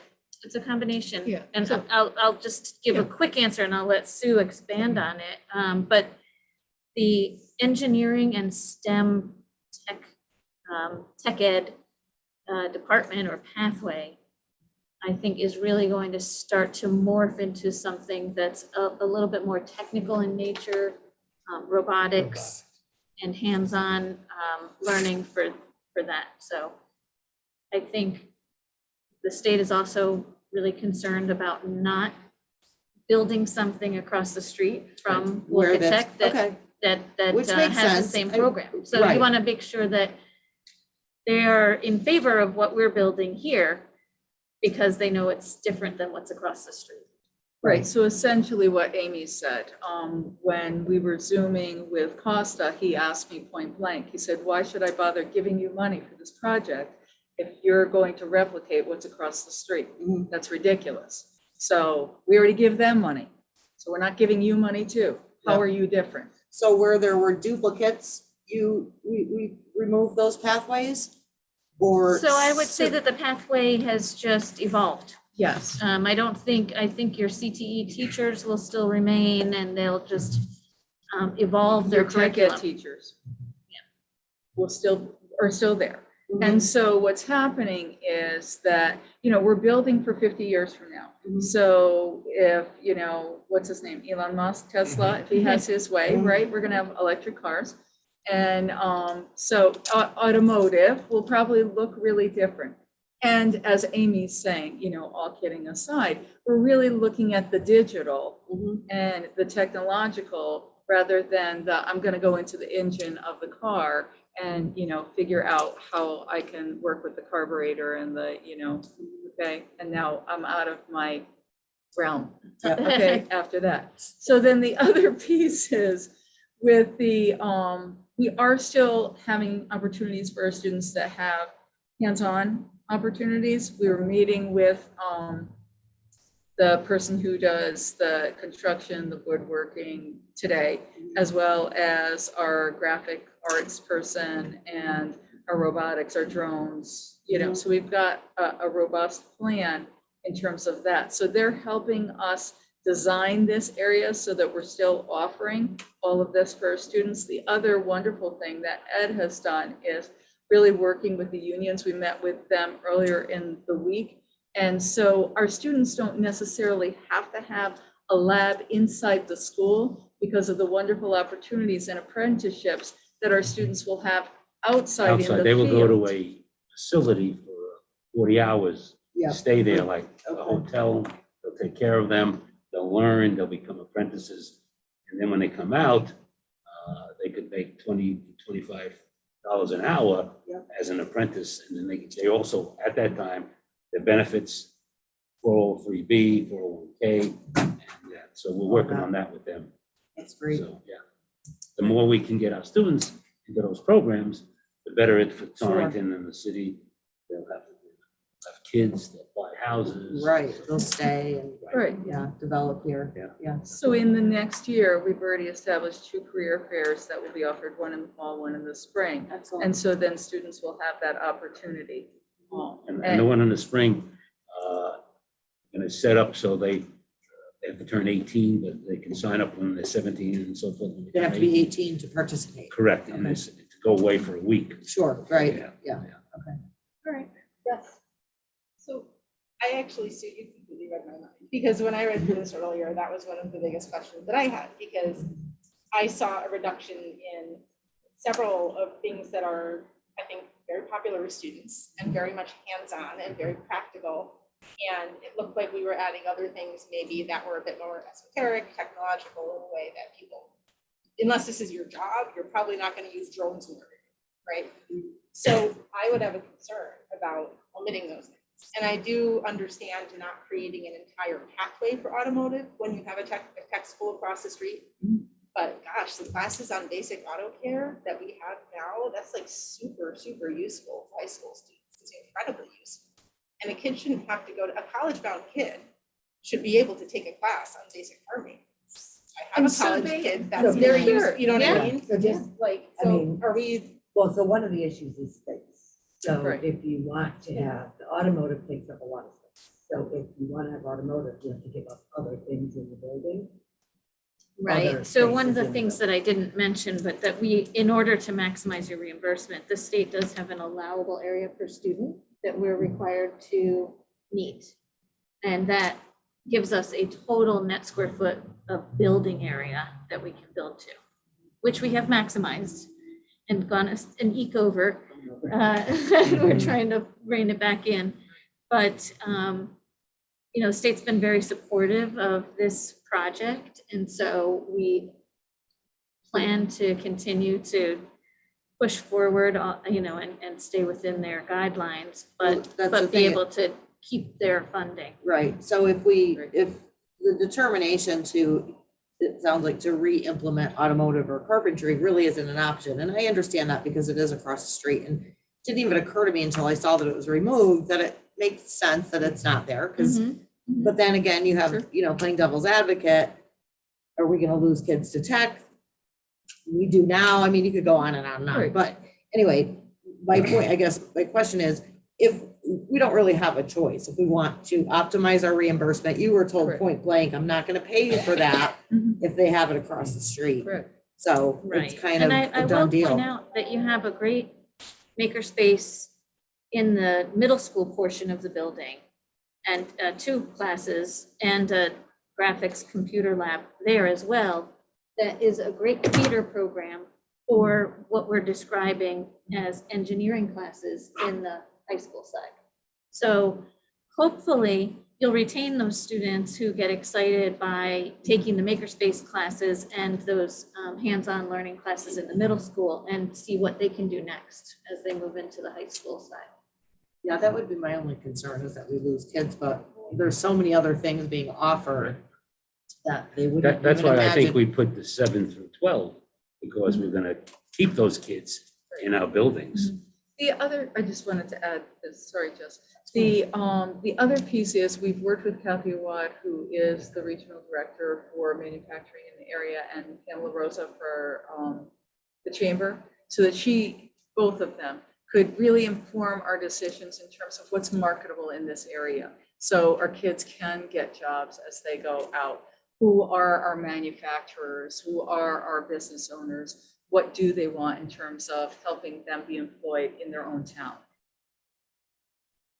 So we're not looking at maybe a life skill, oh gee, I can tune my car. We're really looking at, okay, we want to make sure that a student can go out and get a job at our local businesses. I Hold just, on, Jess, then Nikki, then Armin. I think this is gonna lose some of the very kids that we're supposedly trying to help. I honestly do. I mean, we keep talking about kids that aren't college bound or kids that are more hands-on, that are not so much academic. And a lot of that STEM, like, a lot of that sounds very esoteric. And engineering, and if you take a kid who struggles in the classroom but is really good with his hands, and you talk to him about, you do this makerspace and engineering, unless you're gonna find a way, I think that is going to lose a lot of kids. And I feel like that's kind of the opposite of what we're trying to do. And so I don't know. I really would like to see that back in somehow. I feel like there has to be a way, because we're taking away something. I don't think our community was aware that we were going to be taking away wood shop and auto from the high school. I mean, that's something that when we've done, like, you know, high school fairs, that's one of the first pictures you put up on there, is the kids working in the auto shop. And we just saw that in the last like 6 months. There's got to be a way to not take things away from our kids through this process. I do have one response. I just want to let you know that there will be woodworking equipment, and they'll still be able to do projects like the pens and the stools, and yes, exactly. So they'll be doing those hands-on things in what you now call wood shop, which will just be in a hands-on learning environment that will have woodworking equipment. Right, lamps, tables. Yes, like that's right. He mentioned lamps. I thought that was really cool, because then they also can use skills and put the electric, the wiring in. So the teacher really had some great ideas. Great ideas for still implementing that hands-on learning that you're talking about. Right, and same thing for, even though it's called an engineering lab, our robotics will go in there so that they're building and they're creating, which will still be, you know, it's not a low level, it's hands-on, and I think it jazzes the kids. And our kids at every level have been able to participate in that. Our electives are full at the high school, so they're pretty jazzed about what's going on. So. And like that's our auto electives. no, but Actually, no. Yeah, It depends on what year you look at. right. And traditionally that has not been the case. But we're really talking about things that are going to be jobs of the future. So we're trying to prepare for that. We understand that people hate to lose the automotive, but I think that we really have to look at, as Fiona's saying, the space issue of that. That's a huge space, exhaust, ventilation. Okay, Nikki, Armin, Sue. Do we have the pathways, curriculum might be like too deep into the levels, but like the pathway plan that these educational specs support? Like, what is that overarching goal of the high school? Because I know we had originally talked like medical, you know, you had the thought on the automotive. Do we have that presentation of what we're going after and what this, you know, what these details support? So if you remember that picture, it actually gave a graphic of what each pathway was, and then underneath what the career was that was possibly linked to that. So those things are still in existence. Criminal justice, like you say, the medical pathway, that's all within our structure. We have a great, the trainer's room for your athletic training is also going to be a classroom with 16, correct me, I don't quote me on that, a number of stations. If we determined that 16 was the right number per students in that class, it might have been 20, but that they'll have taping stations and the exam tables. And so that is a space that's definitely growing that you don't have now. Right. Yeah, no. So that'll be incorporated. I just wanted to make sure, because I do remember that in detail. That was right for kind of, I think, before the referendum. I just want to make sure that we're still in lockstep with kind of that plan that was put vision. together, Sure. and that you know, if there was any changes to that's being shared, just so we're aware. I don't Hold have on, new Armin, information on Sue, and then John.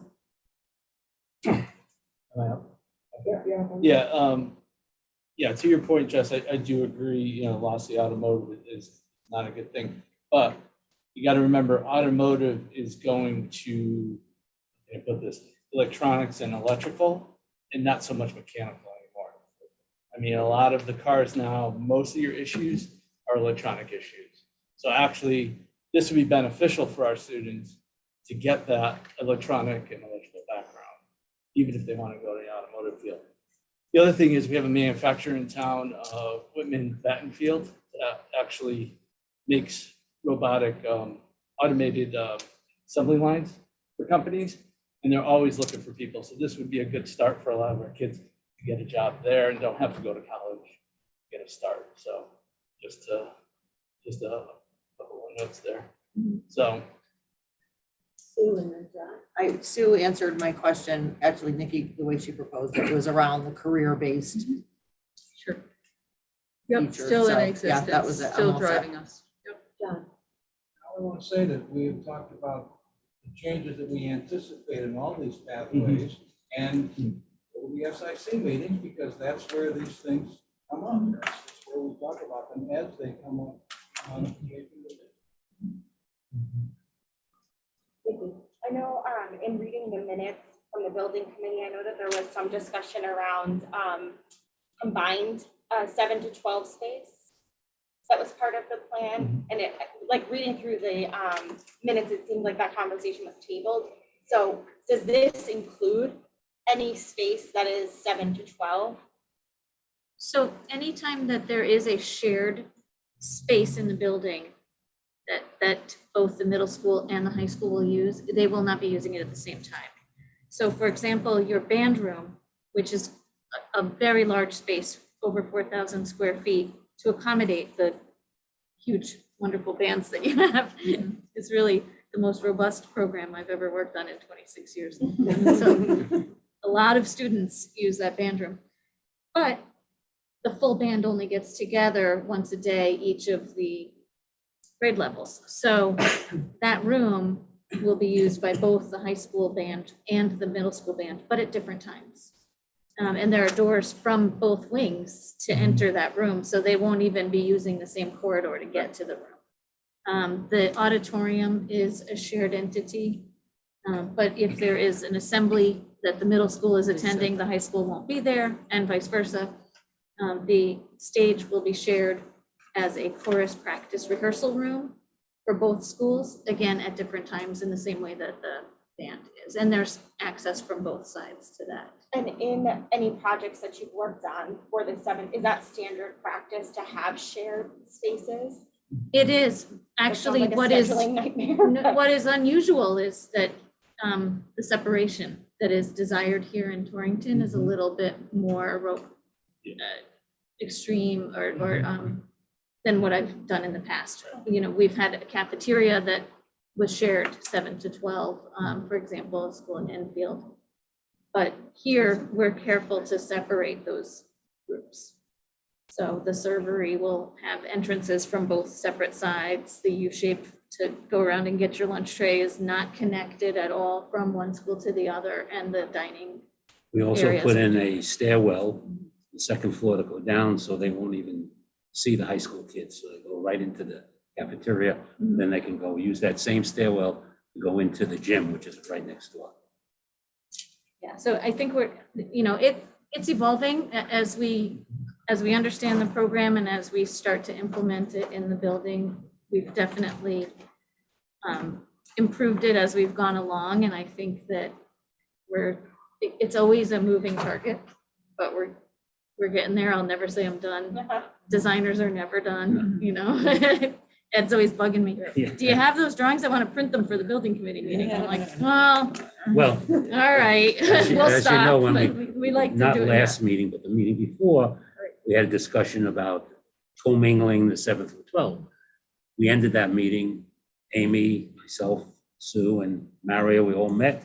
That's how we came up with that. And then the day before, we came up with how to separate them in the lunchroom, which we're doing. So SLAM's been very progressive in what we're doing.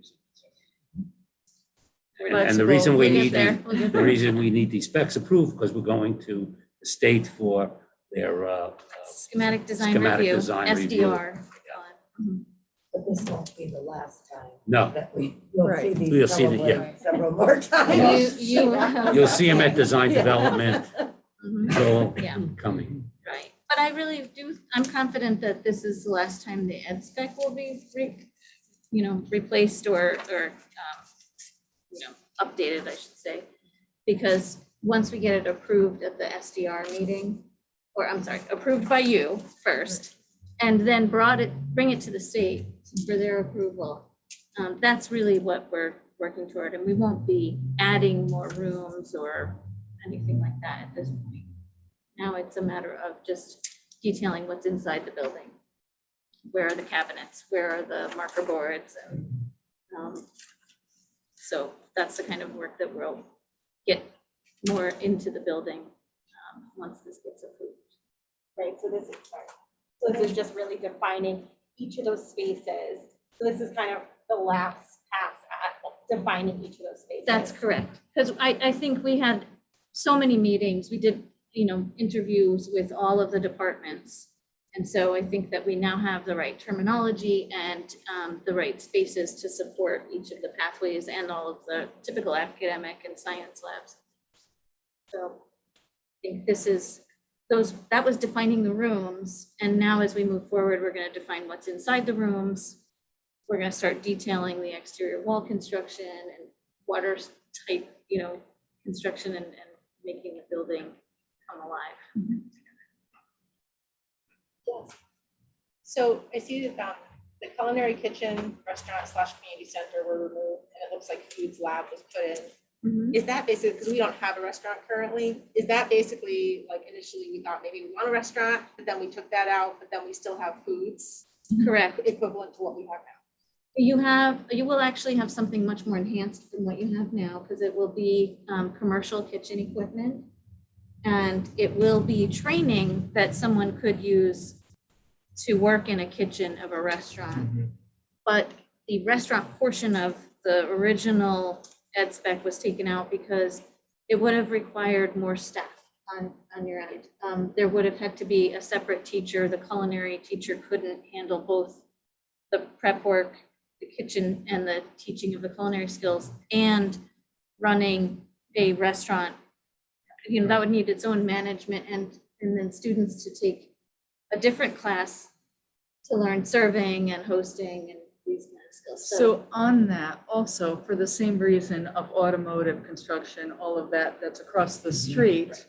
Okay, just remembering that for our foods, we're really trying to teach kids the health benefits. They're going to be working with the science department and the plant science courses and things like with the health of, the health classes that are taught. So that will be falling into the health and medical, pathway type of thing. So somebody may want to become a nutritionist. And so that's a different bent. So it just starts hopefully to give you an idea of what we're trying to do to say we're different.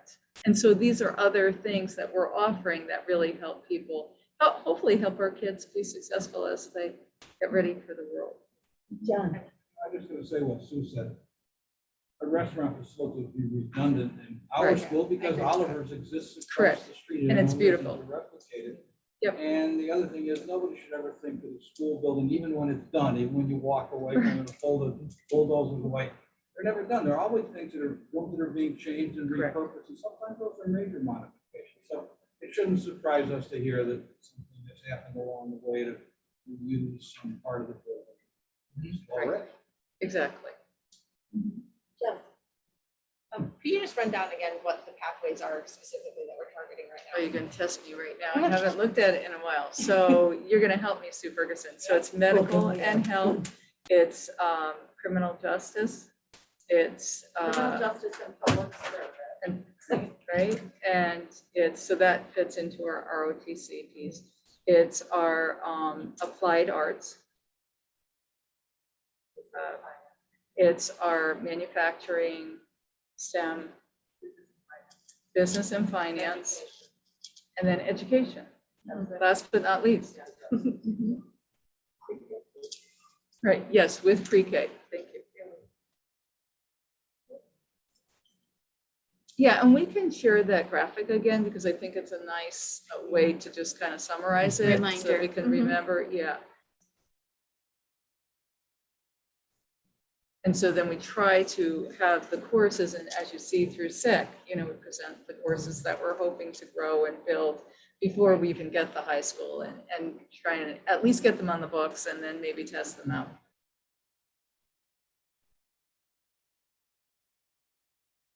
Any other questions? Expense?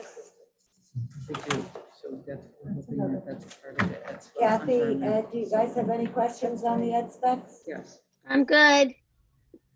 I'm good, thank you.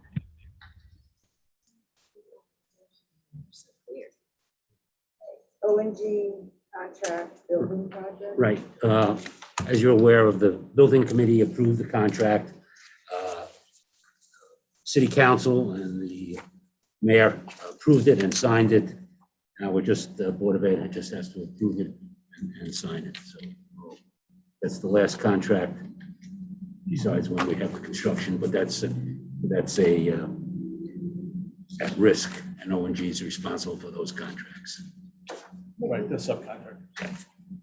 I just, I noticed that the ed specs were modified as of August 1st, but the contracts were signed before that. Correct. Do they have to go back and review No, those changes? no. Okay. They saw the same changes that Correct. we saw. Yes. They're at all the building committee Yeah. Meetings, yes. ONG, Yeah. Is that every building committee meeting with SLAM? Right, So, and the mayor, she signed this too. So She's on, yeah, I just noticed the dates were off like yeah. Because it earlier. has to go through city council, right? Right. it did. And the mayor receives everything The right mayor after. receives everything all the time. Any questions on the contract? Thank you. Is it okay that, I'll stay, but is it okay that Amy leaves? Absolutely. Yeah. You don't need to stay, Ed. You're retired now. Yeah, well, I just want to make sure. That we we all do it right. Yeah. As long as Cross there's, everybody yeah, out. no other questions. then- No, we're No, good. thank you so very much, Thank Amy. you. Yes. Yes. Really. Again, the board member gets all of the minutes and all that stuff. So if you need anything else, just give me a call. You get it. Yeah. Put in your request now. And hopefully Alvin gave you the stuff. Okay. Fiona, Check. All right. and Gary's not here, so otherwise I would have given it. I was on the phone listening. Sure, the official distributor. All right, possible truck purchase options. Lynn? Hi, thank you. I did go and get different quote from the local Ford dealership, and it is significantly higher than the one I got from Tasca Ford. Unfortunately, the vehicle at Tasca is no longer available, so we would have to order it. And it's quite a long time before it can get here. If you want me to go through the process of ordering it, I will. If you don't want me to, I won't. So- Did you, look at what it would be for us to, I think you had talked about leasing it? Were we talking about leasing it at one point They have a lease. versus buying it outright? The lease, it's currently, I think, 4.5%. And you pay it, and after the end of 5 years, you pay $1 and you own it. The lease to own, correct? Correct. Yeah. So what would we be paying at the end of 4 or 5 years, you said? How many? Lynn sent out an email with all the specifics on the truck. Yeah, but before our last meeting, right? You No, didn't send another one. Did you? She's got that in front of her. You're looking at it. Yeah, you have it right there. This, yeah, so I'm asking about interest, like leasing it versus buying it outright. Like spending $42,000, or if we lease it and pay 4.5% interest, are we gonna spend $75,000? That's all I wanna know. I would have to call them and get the exact amount, because the interest rates change. So Right, but I just want an And when I idea. did, when I first asked, people didn't want the leasing option. They asked for the flat out purchase. So is that what we're doing? If we're Well, not the work leasing it, then I don't trucks- care. The work trucks are very difficult to lease because of damage they're following. Yeah. So then if the plan is to buy it, then that's a moot point, but I didn't Well, get the memo that we were buying It's a it. lease purchase agreement. It's not a regular lease. There's no mileage or anything. You just, you own it after the end and pay that last dollar. So it's just like financing. Yeah. Exactly. Right, but again, are You're we gonna gonna pay more pay in the end. $42,000 or are we gonna pay $72,000? Well, you're gonna pay more because you're paying that interest. That's right, what, over that's my time. point. So why would we spend an extra $30,000? That's No, two if trucks, you No, lease that's the it, price of the You're gonna pay more, because you're Yeah. gonna pay for the 5 years, and you're gonna still have to buy it out. right? Vicky, Armin, Did we, talk, I missed the conversation, the budget, so I apologize if you already talked about this. Did we go to Torrington Ford and tell them the price to beat, I guess? I did tell him the bid price with the state of Connecticut. He said he could not beat it or meet it. This was his best offer.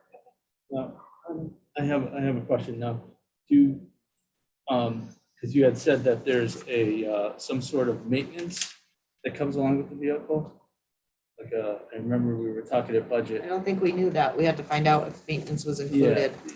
Was there? It's the regular standard free oil changes and things like that. Right.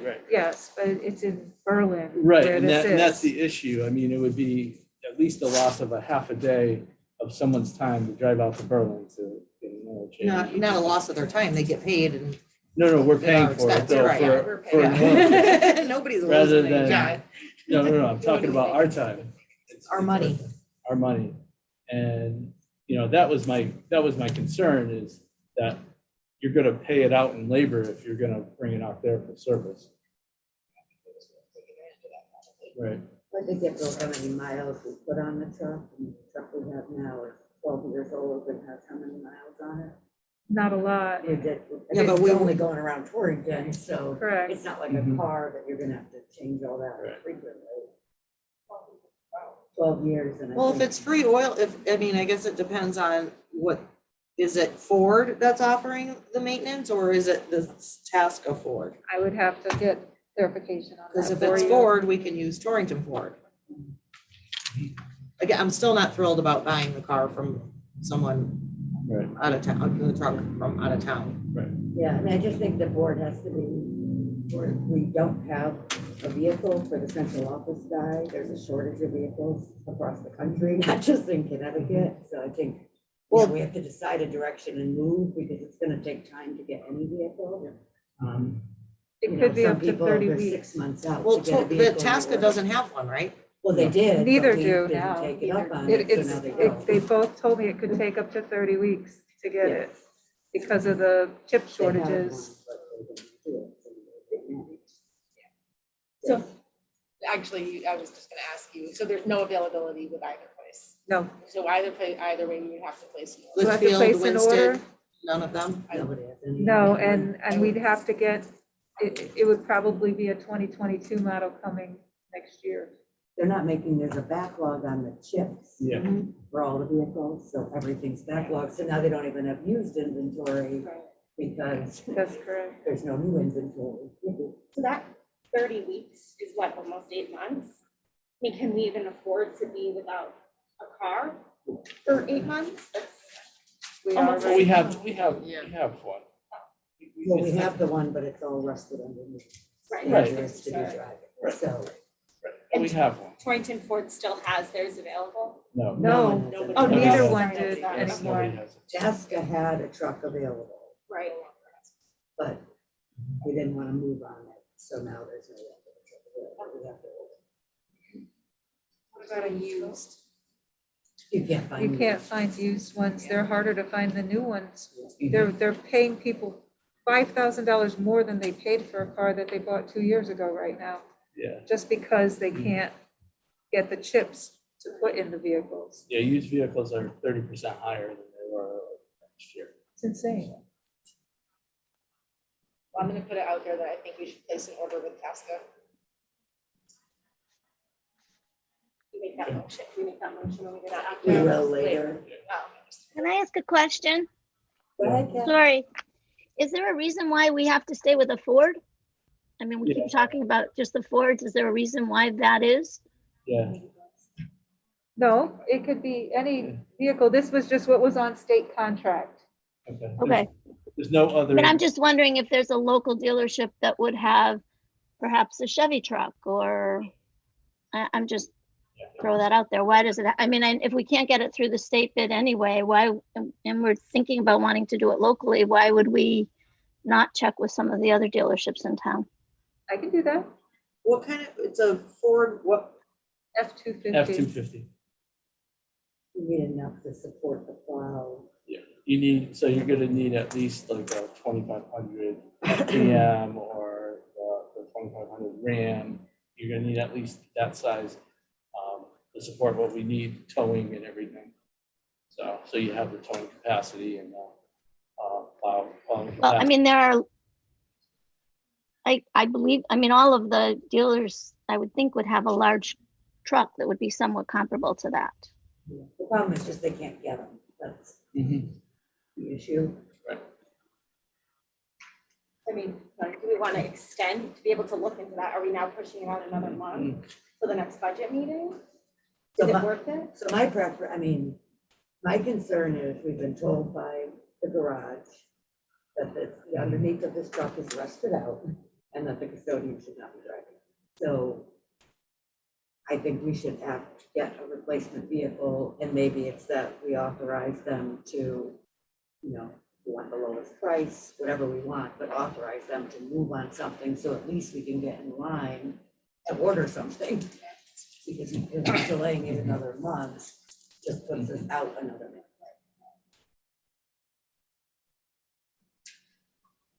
I can get the information quickly about other makes and models of vehicles and send it out to the board for you to make a decision if you wanted to call yourself a special meeting. And I don't know how involved the board wants to be in this, but I think typically this should be something that the business office takes care of, and we have a threshold for what we will expect. Do you have an amount in the budget? Do you Yeah, have amount allocated in the budget?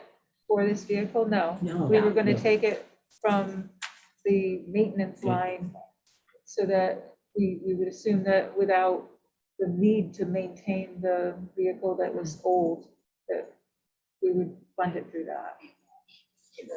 Pretty much. It sounds like our preference is obviously supporting, you know, a dealer in town. But other than that, I mean, I think we have to go with the lowest price and the quickest delivery. Right? If we want to do it. Well, the lowest price, but I still, and I hate, I'm sorry, I get hung up on this, and I feel like I've asked it 100 times, but I just want to know how much the interest is gonna be. Right. Because why not write a check for $36,000 If it's gonna cost today Yeah. as opposed to spending 70 or 75, because sometimes the interest is crazy. Yeah. And just be done with it. It's changed in my, when I've done this, I set it in motion, the board voted on it. When I set it in motion, it was 2.5. When the board voted on it, it was 5.4. And I had a huge problem. And the price is gonna be different if you're not financing it, because the dealerships make money on the financing. So if you're not financing it. It's through Ford Motor Credit. Yeah. So with this one that I know of, because I've done it in other districts. And the dealership isn't involved at all. It's Ford Motor Credit. Yeah. Is it Ford Motor Credit for both of these? For Or is one a sticker Torrington price Ford and is, one a- that's their price. Tasca Ford, that's state contract. State contract with the understanding that you finance through Ford Motor Credit, or is it just? No, That's Regardless of just how a you state purchase contract it, regardless that's of the how you price. pay for it. You can pay for it cash. Yeah. $36,238. Absolutely. Which I think if we're gonna go that route, that's the best way to do it, is just to pay for it. Yeah, Because and I then would you think save we the interest. But what do we have in negotiate the a maintenance line item? Because we don't have this budgeted, so if we're gonna pay for the whole thing, what does it leave us in? maintenance? Yeah. what is it? Yeah.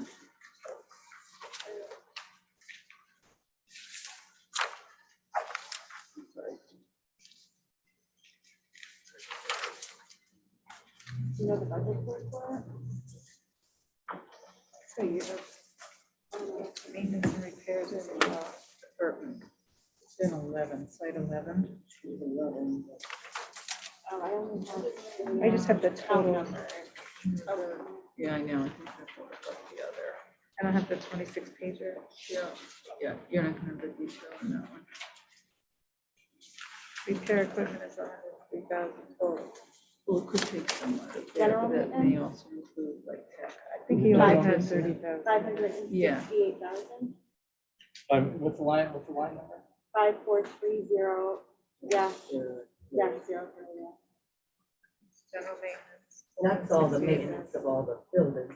Yeah, so that's all two, yeah. How about, is that Yeah. repair equipment? 5430, yeah. Okay. For repair equipment, which is what, 100 and what? 103. 103,000. You'd have to look at the breakdown now and see what that's Right, allocated. exactly, Yeah. because it maybe include other things. Because it may include tech as well as, building, or Well- cars or what have you. Well, because it says 103, but it says we already exceeded 119. That's the prior That's- year yeah. total. Yeah. We've only spent 26,000 Oh, in yeah, that account. yeah, I see. So take 26 away from the 103. Right, so then you've got your Actually, 73. Yeah. 4-ish. Last year's budget, because it's 06, because it's June end of month. Yeah. This might actually not even be 20. I'm actually looking at the new year. Oh, you are perfect. You are looking Yes. at it. Yeah, Okay. that's what I have. Which is, how much is the new one? 103,557. Yeah, so it's 103. But we've already 103,550. spent 26 of it. No. Yeah, we spent 26,000. Well, 26. we've encumbered 26,000. We've only spent 2,200. But still, that gets you to the 74.9. Yep.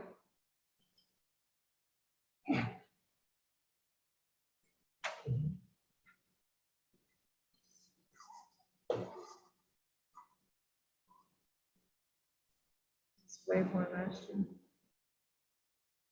This was under 19 last year. This one was under by 10,000. No, but I'm saying because we spent 117 last year. I'm sure we don't have to be posted. Unallocated. Exactly. I'm pretty sure that's not the case. We're just have to figure out what we're not gonna do there. This is the priority, right?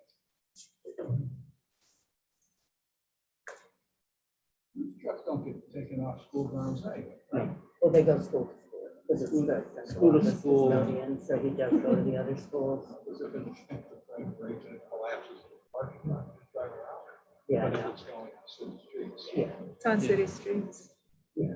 Sometimes he does. runs errands, delivering things in that truck, so he puts a lot of weight in it. Well, could we take one of the better trucks? Right, and just switch them Yeah. out. switch Yeah. it?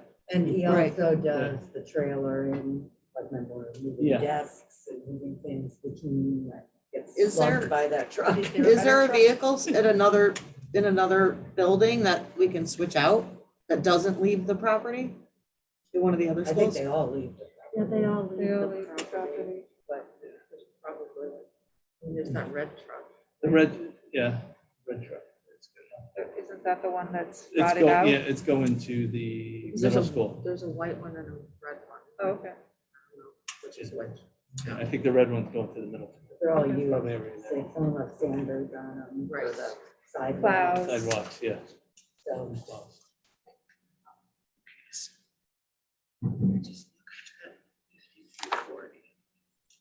we got our money out of the first truck.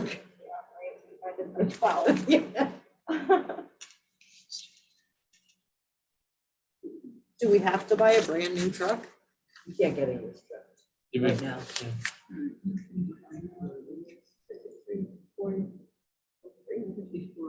Yeah, it's 54. I guess when's budget? Oh, we have 2 weeks to budget, right? Yeah. So.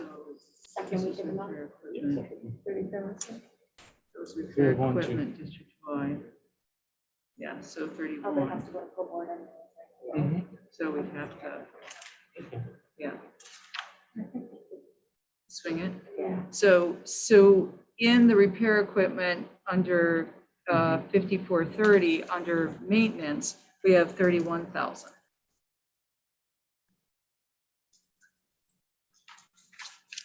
So you know, as we're still looking at the staffing pieces, and we do believe that we will have some staffing savings there. You probably have some wiggle room in that $10,000 do range. budget so you transfer, probably could right? do- Yeah, if we needed to. But some of this other may come in at less also, so we may have to offset even within our district maintenance lines. Is there a prepayment penalty? Right, so, Could we finance it and then just budget for it next year and pay it off versus taking money that we haven't budgeted for this year to buy something? Probably, yeah. We prepaid one year when we had excess funds at year end yeah, in the last district. that's probably the way to go then, and then we can pay it off when we have the funds, and we're probably not gonna get the truck until next year anyway, so. Might be able Our to. loans was a fixed amount of finance that just gets rolled into your monthly payment now. Is it like your mortgage where you prepay? It's the same dollar amount every month. Yeah, it's the same thing. Yeah, I thought it was just a fixed interest for some reason. The ones that I've had, like one I am now, they front load the interest. So you can pay it off Okay, so it's early, like your mortgage. but unless you pay it off real early, you're not gonna save a whole lot. Cause like right now, it's like, It's you know. all interest. Yeah, You're or a paying much the larger interest. portion is Right. interest versus towards the end of it. Yeah. But we could pay it off in a year. By the Yeah. time we get it, we'd probably be looking at 6 months, but at least then we could budget for it. And Absolutely. not deplete that account that we don't know what's gonna happen this year with any of ours, you know. Yeah. Yeah. Because you don't have to pay for it to take delivery. Right, that's what I'm Right. saying, we're probably not gonna You get it have till next year. plenty of anyways. time to Right. budget for it. Absolutely. So we'll have a better idea once we get the truck where we're at. How much will you have to give them to order it? I did not get that information yet. I think the last time I did it, it was like $7,000. I was paying for the plow package, the dual batteries, power equipment, all the extras. And then the rest of it was put into the, but I will ask tomorrow. I'll get an answer for you right away and I'll send it out. So I guess that's my next question. I mean, I think that the board has spent so much time talking about this in comparison to our whole budget. Like, at some point, I think you have to turn it over and let, Don't taint it. you know, set a direction and let them move on it. Because if they've got to keep coming back to us, we're just gonna keep delaying this process. So, Can we make a motion later to Yeah. authorize the business office to, like, you know, to make a move on a truck that meets our specs at the lowest cost, at the lowest price?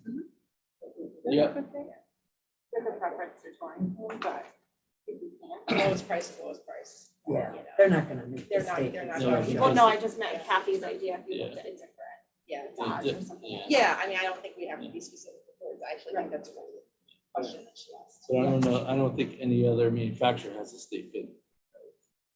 Not that I. It really is under state bid. Yeah, Okay, You know what I'm saying? yep. That it's just Ford has the state bid.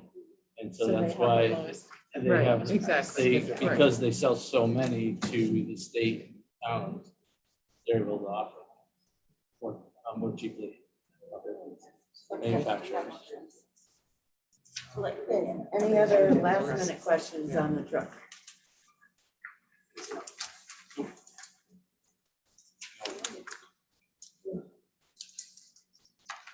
Paid membership. So we have talked during budget season about some people weren't sure if they wanted to continue to pay membership or not continue to pay membership. Mhm. We do have it in the budget, but we haven't actually paid the membership for this year. I'm gonna ask the board to consider keeping a paid membership at least through the pandemic, because there has been a lot of helpful accessibility items to me, and I know John has participated in a lot of those calls as well. The opportunities that we would not have had to have a direct ear of the Commissioner of Education, of the head of the Youth Department. But I also think the listserv, the board chair listserv has been very valuable in people sharing other legal opinions so that we could see what other attorneys are saying. Sometimes before our attorneys put out an official statement, So I think for that purpose, and as we're going through the pandemic, I think it's a critical membership. Well, I'll agree with that. From what I've seen and what I've participated in, we have gotten some use out of CAVE, especially in the current situation. Weapon season's coming up soon enough. We'll have a chance to discuss this quite consciously in that process. Are there services that we are not taking advantage of, that as board members, we should really look into, so then we can kind of really evaluate it next year, see if we got any value with that? Yeah, so they offer a lot of workshops, they offer policies. The only concern about the policies is our attorneys would represent those as issues, so with them looking at the policies, but you could use CAVE and have them reviewed by them. But their website has a lot of information. They do have a lot of workshops. I know I attended something and I had to pay. So I forget what it was early on with the commissioner with the whole pandemic, and I still had to pay even as a member. Yeah. So I didn't see the value there. I mean, I get the newsletter and stuff, but. The other thing is we could submit things that they want to bring up to the state that are hampering us, so to speak, in fulfilling our duties, whether it's financially, unfunded mandates, whatever the case may be. So we can submit them, and we probably should. And we don't take advantage of that. And I think that's one thing we should. It's kind of like a lobbying piece for us. We already missed the deadline for that this year. It's August 20th. Yeah, so that. Kim, did you have I was something just to say? gonna say in response to the payment, just, there's usually a member price and a non-member. Yeah. Just so you know, and it's usually a pretty big difference, so you probably did have to pay, but just the non-member price Would is have been is a large difference. Just because I've attended several Yeah. CAVE webinars, and, you know, different events and things, and I always get the member price, and I know it's a pretty big difference, just to clarify that. Yep, no. And it may be something too that the board should budget for some professional development for the board as members. well, so that we're not paying individuals out of our pockets for this kind of stuff. I mean, it wouldn't be a lot, but Right. maybe we put a little bit in the budget. And maybe it's not just CAVE, maybe there's other things that we should go to. Good idea. And they also come out, obviously, and do workshops, so. Okay. But I just think in all these uncertain times, it has been very helpful to be able to talk every week and hash out what are they saying, what does that mean for us. So I think it's been valuable for that piece, if nothing else right now. I could just add, I know friends in other districts who sit on boards of education find it to be really valuable to, and this is pre-COVID really, to attend some of the conventions that CAVE has offered, even if it's just to network with other boards of ed across the state, you know? Yeah, there's a big one in November coming up. They have registration now.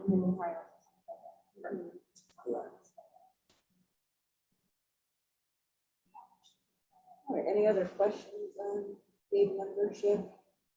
I mean, technically, we don't really need to vote on it, but because it was brought up and we never kind of resolved it, because it is in our budget now. I assumed because it was in our budget that that was our decision. Right. No, we I still just have held that. reservations about CAVE, but I respect your perspective as far as it being useful for the town. We have said we would revisit it after the process, before we actually spend it. Right, that's why we didn't send the check yet, because we had said that we would talk about it.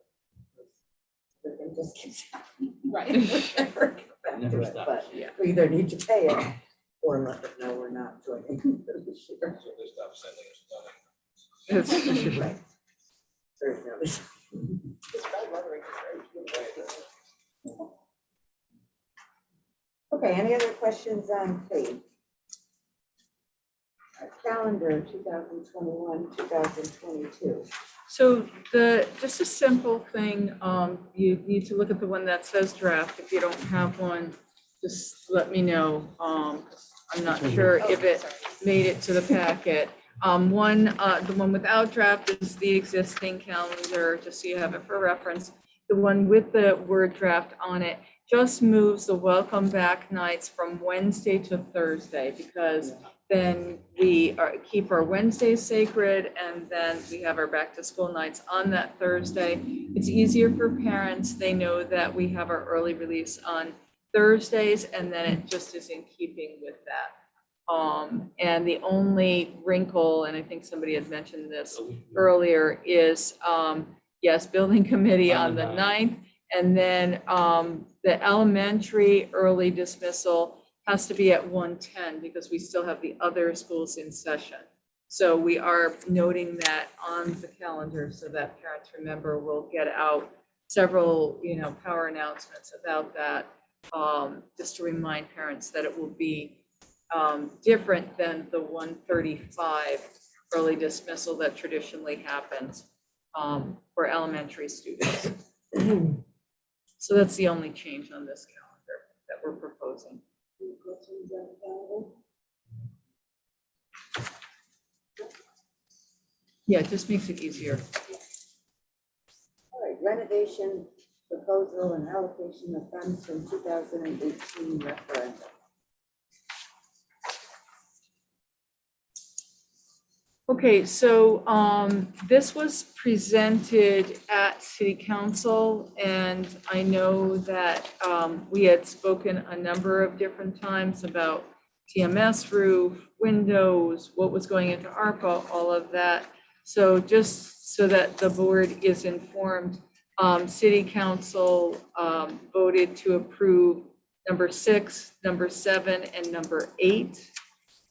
So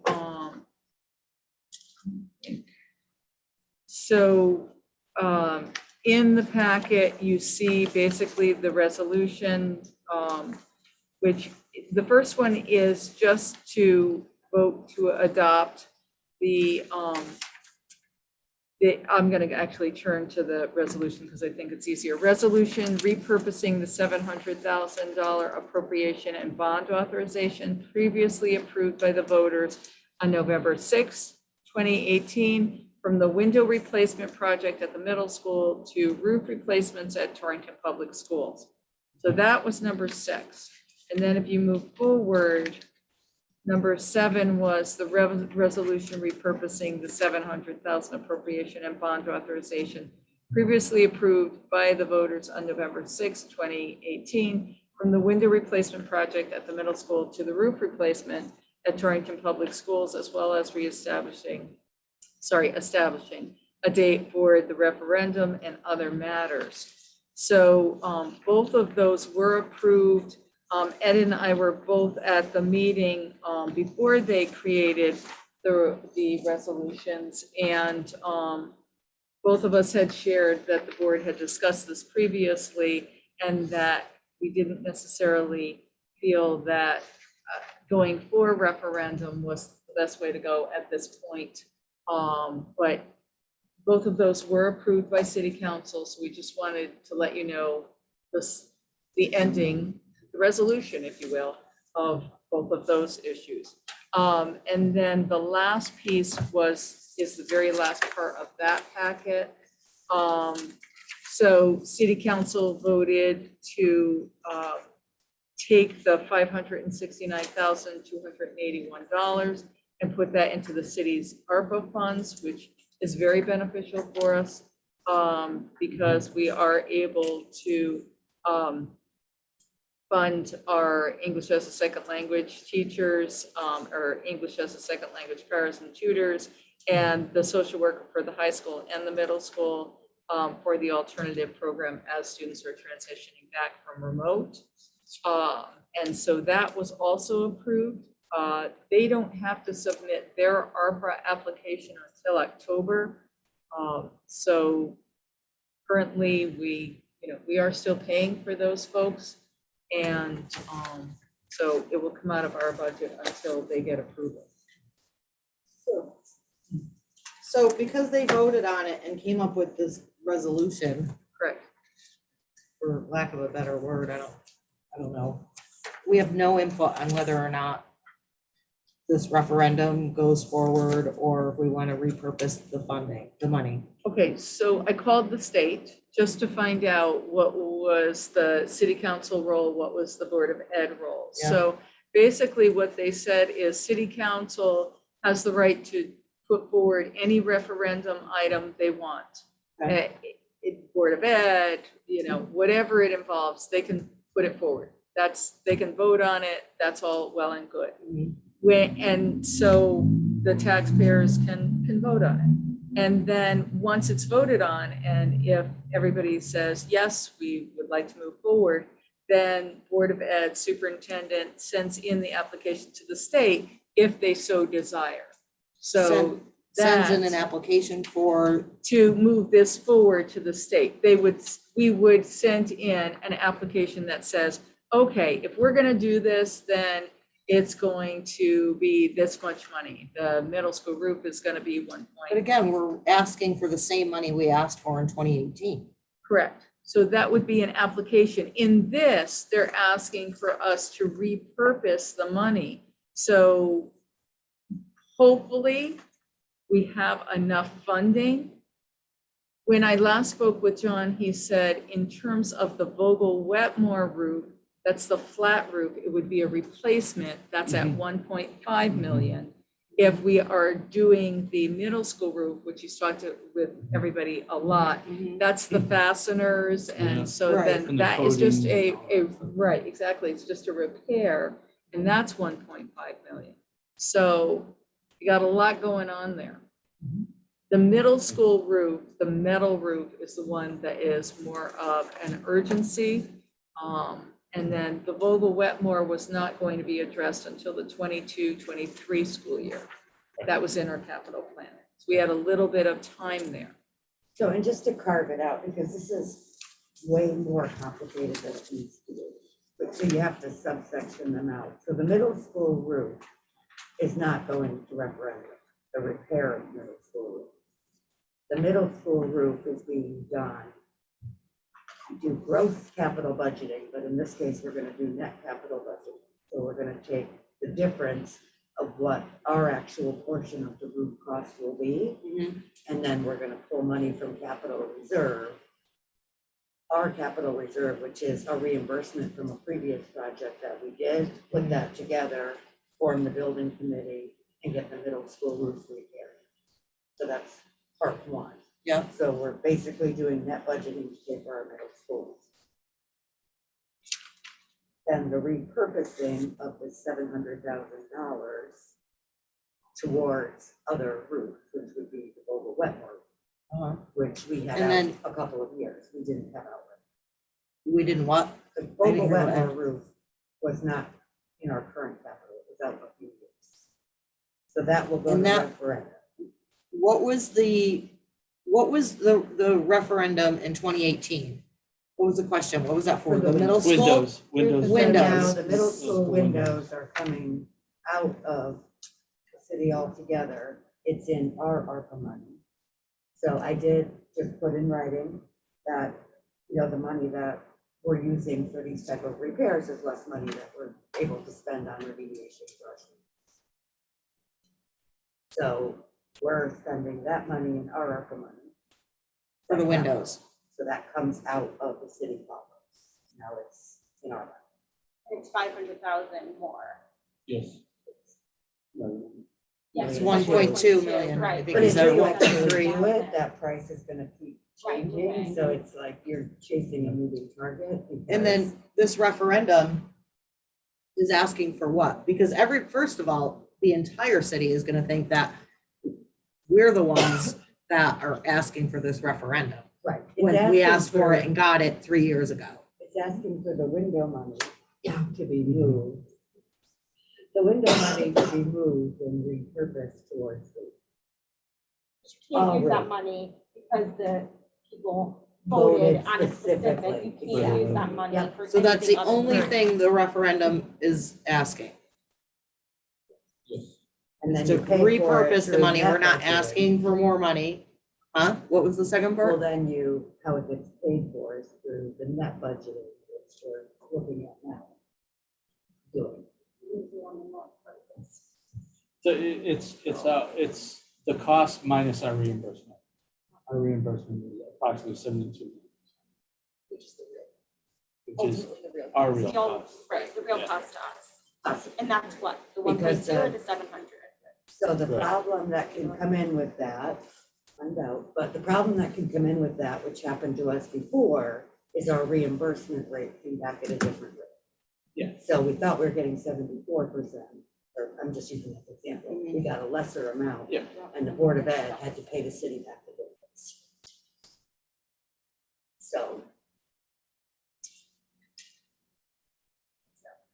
But the city can fix the buildings as they see fit. And they're choosing to first put out to referendum. If the referendum doesn't pass, Then what? then Nothing. everyone's gonna have to figure out, Because we can't use the ARPA funds for the roof. No, not our ARPA. Right, not our ARPA funds. And there's Town- confusion on And- whether we can use the cities. Right, Yes, I remember that whole. It depends who you ask, whether it can be used, but. So I haven't found I've been talking to other board chairs, so most people are so worried about the remediation that they're gonna need to do students that a lot of them are putting it on the budget, saying they're part of it. So that's the downside for us. Any questions? And we have to, like, we have to do both these. Like, I've heard about the roof with the roofing. We have to do the windows. Like, these things are not. The windows and the windows roofs in just aren't middle safe. school are the windows. so I mean, overdue. They don't have- work. It's so ridiculous. Well, they work, they fall out Well, there's no cranks on the Right. windows. because they had to take them out so that nobody It's not opened safe. them, because they'll literally fall out. Oh, Yes. okay. Yeah. I just thought they were broken. No. So those two projects are a priority. Yeah. The Orville Wetmore roof isn't as much of a priority. No. It's just at its age, but it's not currently having issues. It's not leaking. But doesn't mean that this winter it won't leak. But Right. Right now, it's just an age issue. So So what do we, I mean, jumping ahead, but this what is are we just actually information. voting on? We're not. We're not voting. We're not doing it. Information. Even down the road, we don't have anything here? No. Nope, it's Action just item? information. No, it's just. It's just an information. update because this actually happened, so that you know, and it involves our buildings, and also that the city was willing to put the 569,281,000 in their ARPA fund. So hopefully that will Wasn't that also kind of our get money anyway? approved. What? Isn't that kind of our money No, anyway? it's the city's ARPA grant. They have The one. city got, So the they're- city got a So like ARPA Yeah. grant. Waterbury gave the schools 10 million out of their ARPA money. We got 500,000? Yeah. That's nice. I mean, Waterbury got that money. What Waterbury got? A lot more than $10 million. No, that's what they gave the schools. But they got a lot more than that. Yeah, but if you look at it as a percentage, They got a lot more They than got that. 10 million and we got 500,000. they gave the schools 10 Yeah. million. So I mean, you'll see it, you can look and see what all the towns are coming out, how they're splitting that money up. So, it's either here or there.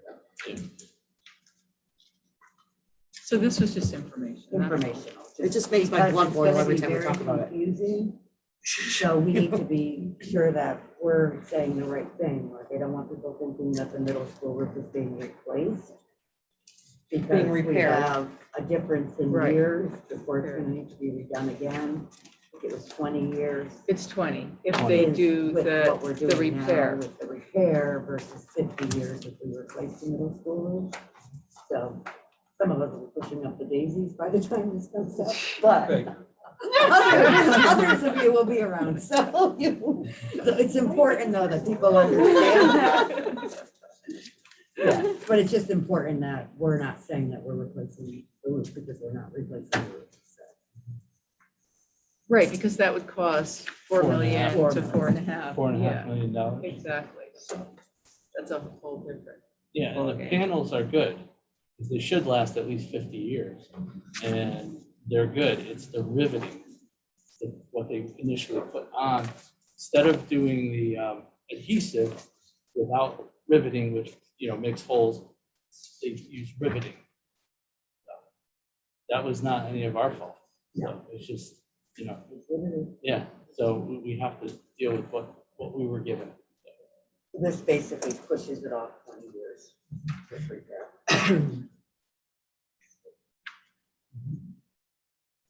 All right, committee reports, budget. Oh, budget. We talked about trucks. Talked about the new year, not a lot going on so far. Did I miss anything? Yeah, Yes. ARPA update we had, and that's it.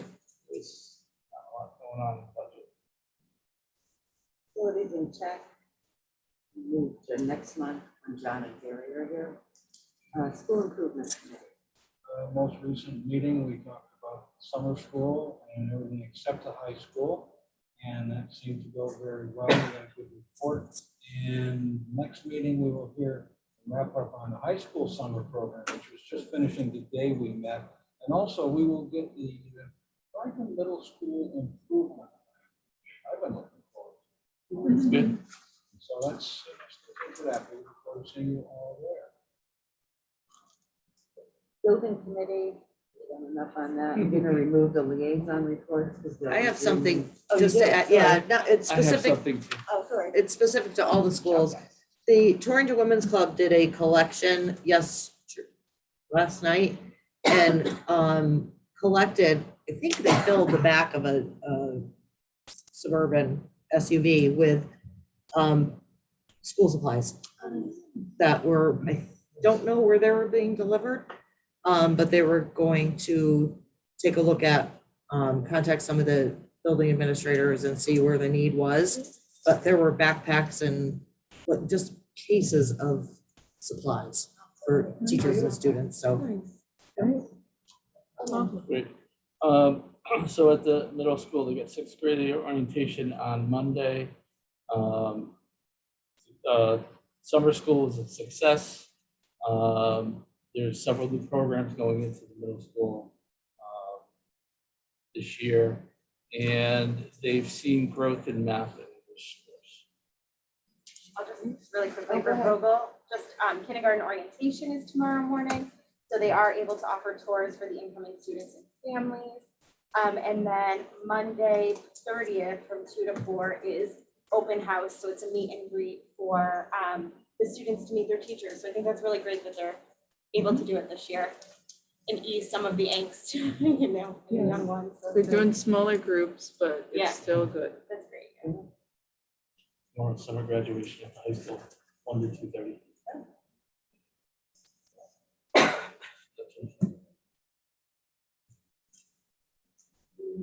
And advanced directors on Channel 3 today talking about his and advances on cooperative experience with CES, the rest down further south, the new worker space, makerspace that they are involved in.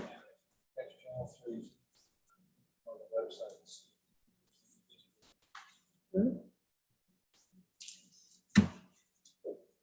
Entertain a motion to approve the monthly financials. So Second, all those in favor? Aye. Entertain a motion to approve the educational specifications for the building project. so moved. Second.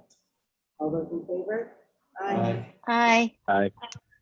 So it's one, just as a vote. Okay, entertain a motion to approve the O and G contract. So So moved. moved. Second, Kathy. Sure. Second. Aye. Aye. Motion to authorize the business office to move forward with the purchase of a truck using the parameters discussed at tonight's meeting. All those in favor? Aye. Aye. Entertain a motion to pay the invoice for the paid membership. Second. All those in favor? Aye. Aye. Aye. Entertain a motion to approve the calendar for 2021, 2022.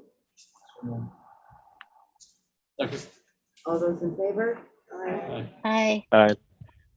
Entertain a motion to approve the Board of Education regular meeting minutes of June 21st, 2021. So moved. All those in favor? Aye. Aye. Aye.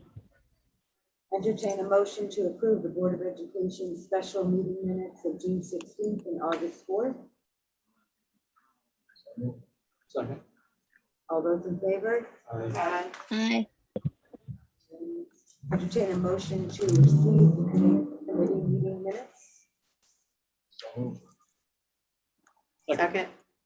All those in favor? Aye.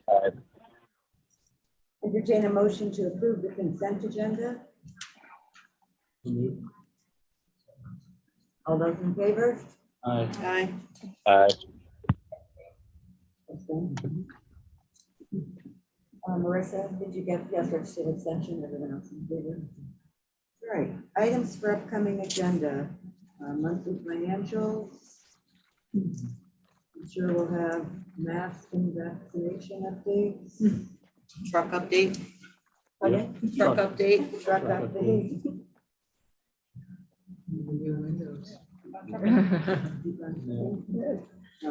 School opening update, I'm sure. All right, comments for the good of the order. Kathy? I'm good, thanks. Good meeting. Lots of great information. Have a good trip. I'm going to my vacation now. I'll see you all later. Bye. Good night. Bye. Ed? I'm all set, thank you. Ellen? All set. Yes. This is gonna sound a little off topic, but I know we've probably all seen the news of what's going on in Afghanistan, and it made me wonder, because we have so many international students, if we have any students that have family members that are impacted by that, and if that's something that our social workers are looking at. So you don't have to respond to that, but I just wanted to throw the thought out there. John? CAFTA will be having a forum for the Board of Ed candidates who are up for election or re-election or election this year. And that'll be October 20th. They've done this the last few cycles. It's a good session. There's more information on that later. Actually, it would have been in September, except we don't know who all the candidates are going to be at this point because it's primary. October what? 20th. So anyway, more on that later, but just if you can set that date aside. That's the Wednesday we don't meet. I think last year was probably around 6 o'clock, right? It'll be, yeah. Around there. Not last year, 2 years ago. Last time. Thank you. Comments for the good of the order. Just here's to a good school year. Can't believe it's already starting. Summer flew by. And just welcome to all the new hires. 70 plus is a lot. So thank you for doing all your work to fill those positions, and we welcome them. I'm excited to have them. Thank you, everybody. Welcome to all the newbies. Yeah, very exciting for a new year. And I want to thank the board too. This is a complicated, difficult time, so thank you for your patience. We're trying to get you the information as soon as we can. We would love to know it too. So we will be sure to share it with you as soon as we get it. And many thanks to my team, especially my central office admins that keep on trucking and have over the last few weeks getting ready for everything. So very excited. Oh, I just want to say to Ally and her IT team again, good job, because I worked in IT and I know all that goes into every little thing that you did, and it's just, it's a ton of work, and good job. Thanks for getting it done. Much appreciated. All right, so I just want to wish everyone a happy new school year, healthy new school year, and hopefully we can get through in person. Hopefully. That's the goal. All right, future meetings are outlined. Entertain a motion to adjourn. Second. All those in favor? Aye. Aye. Aye.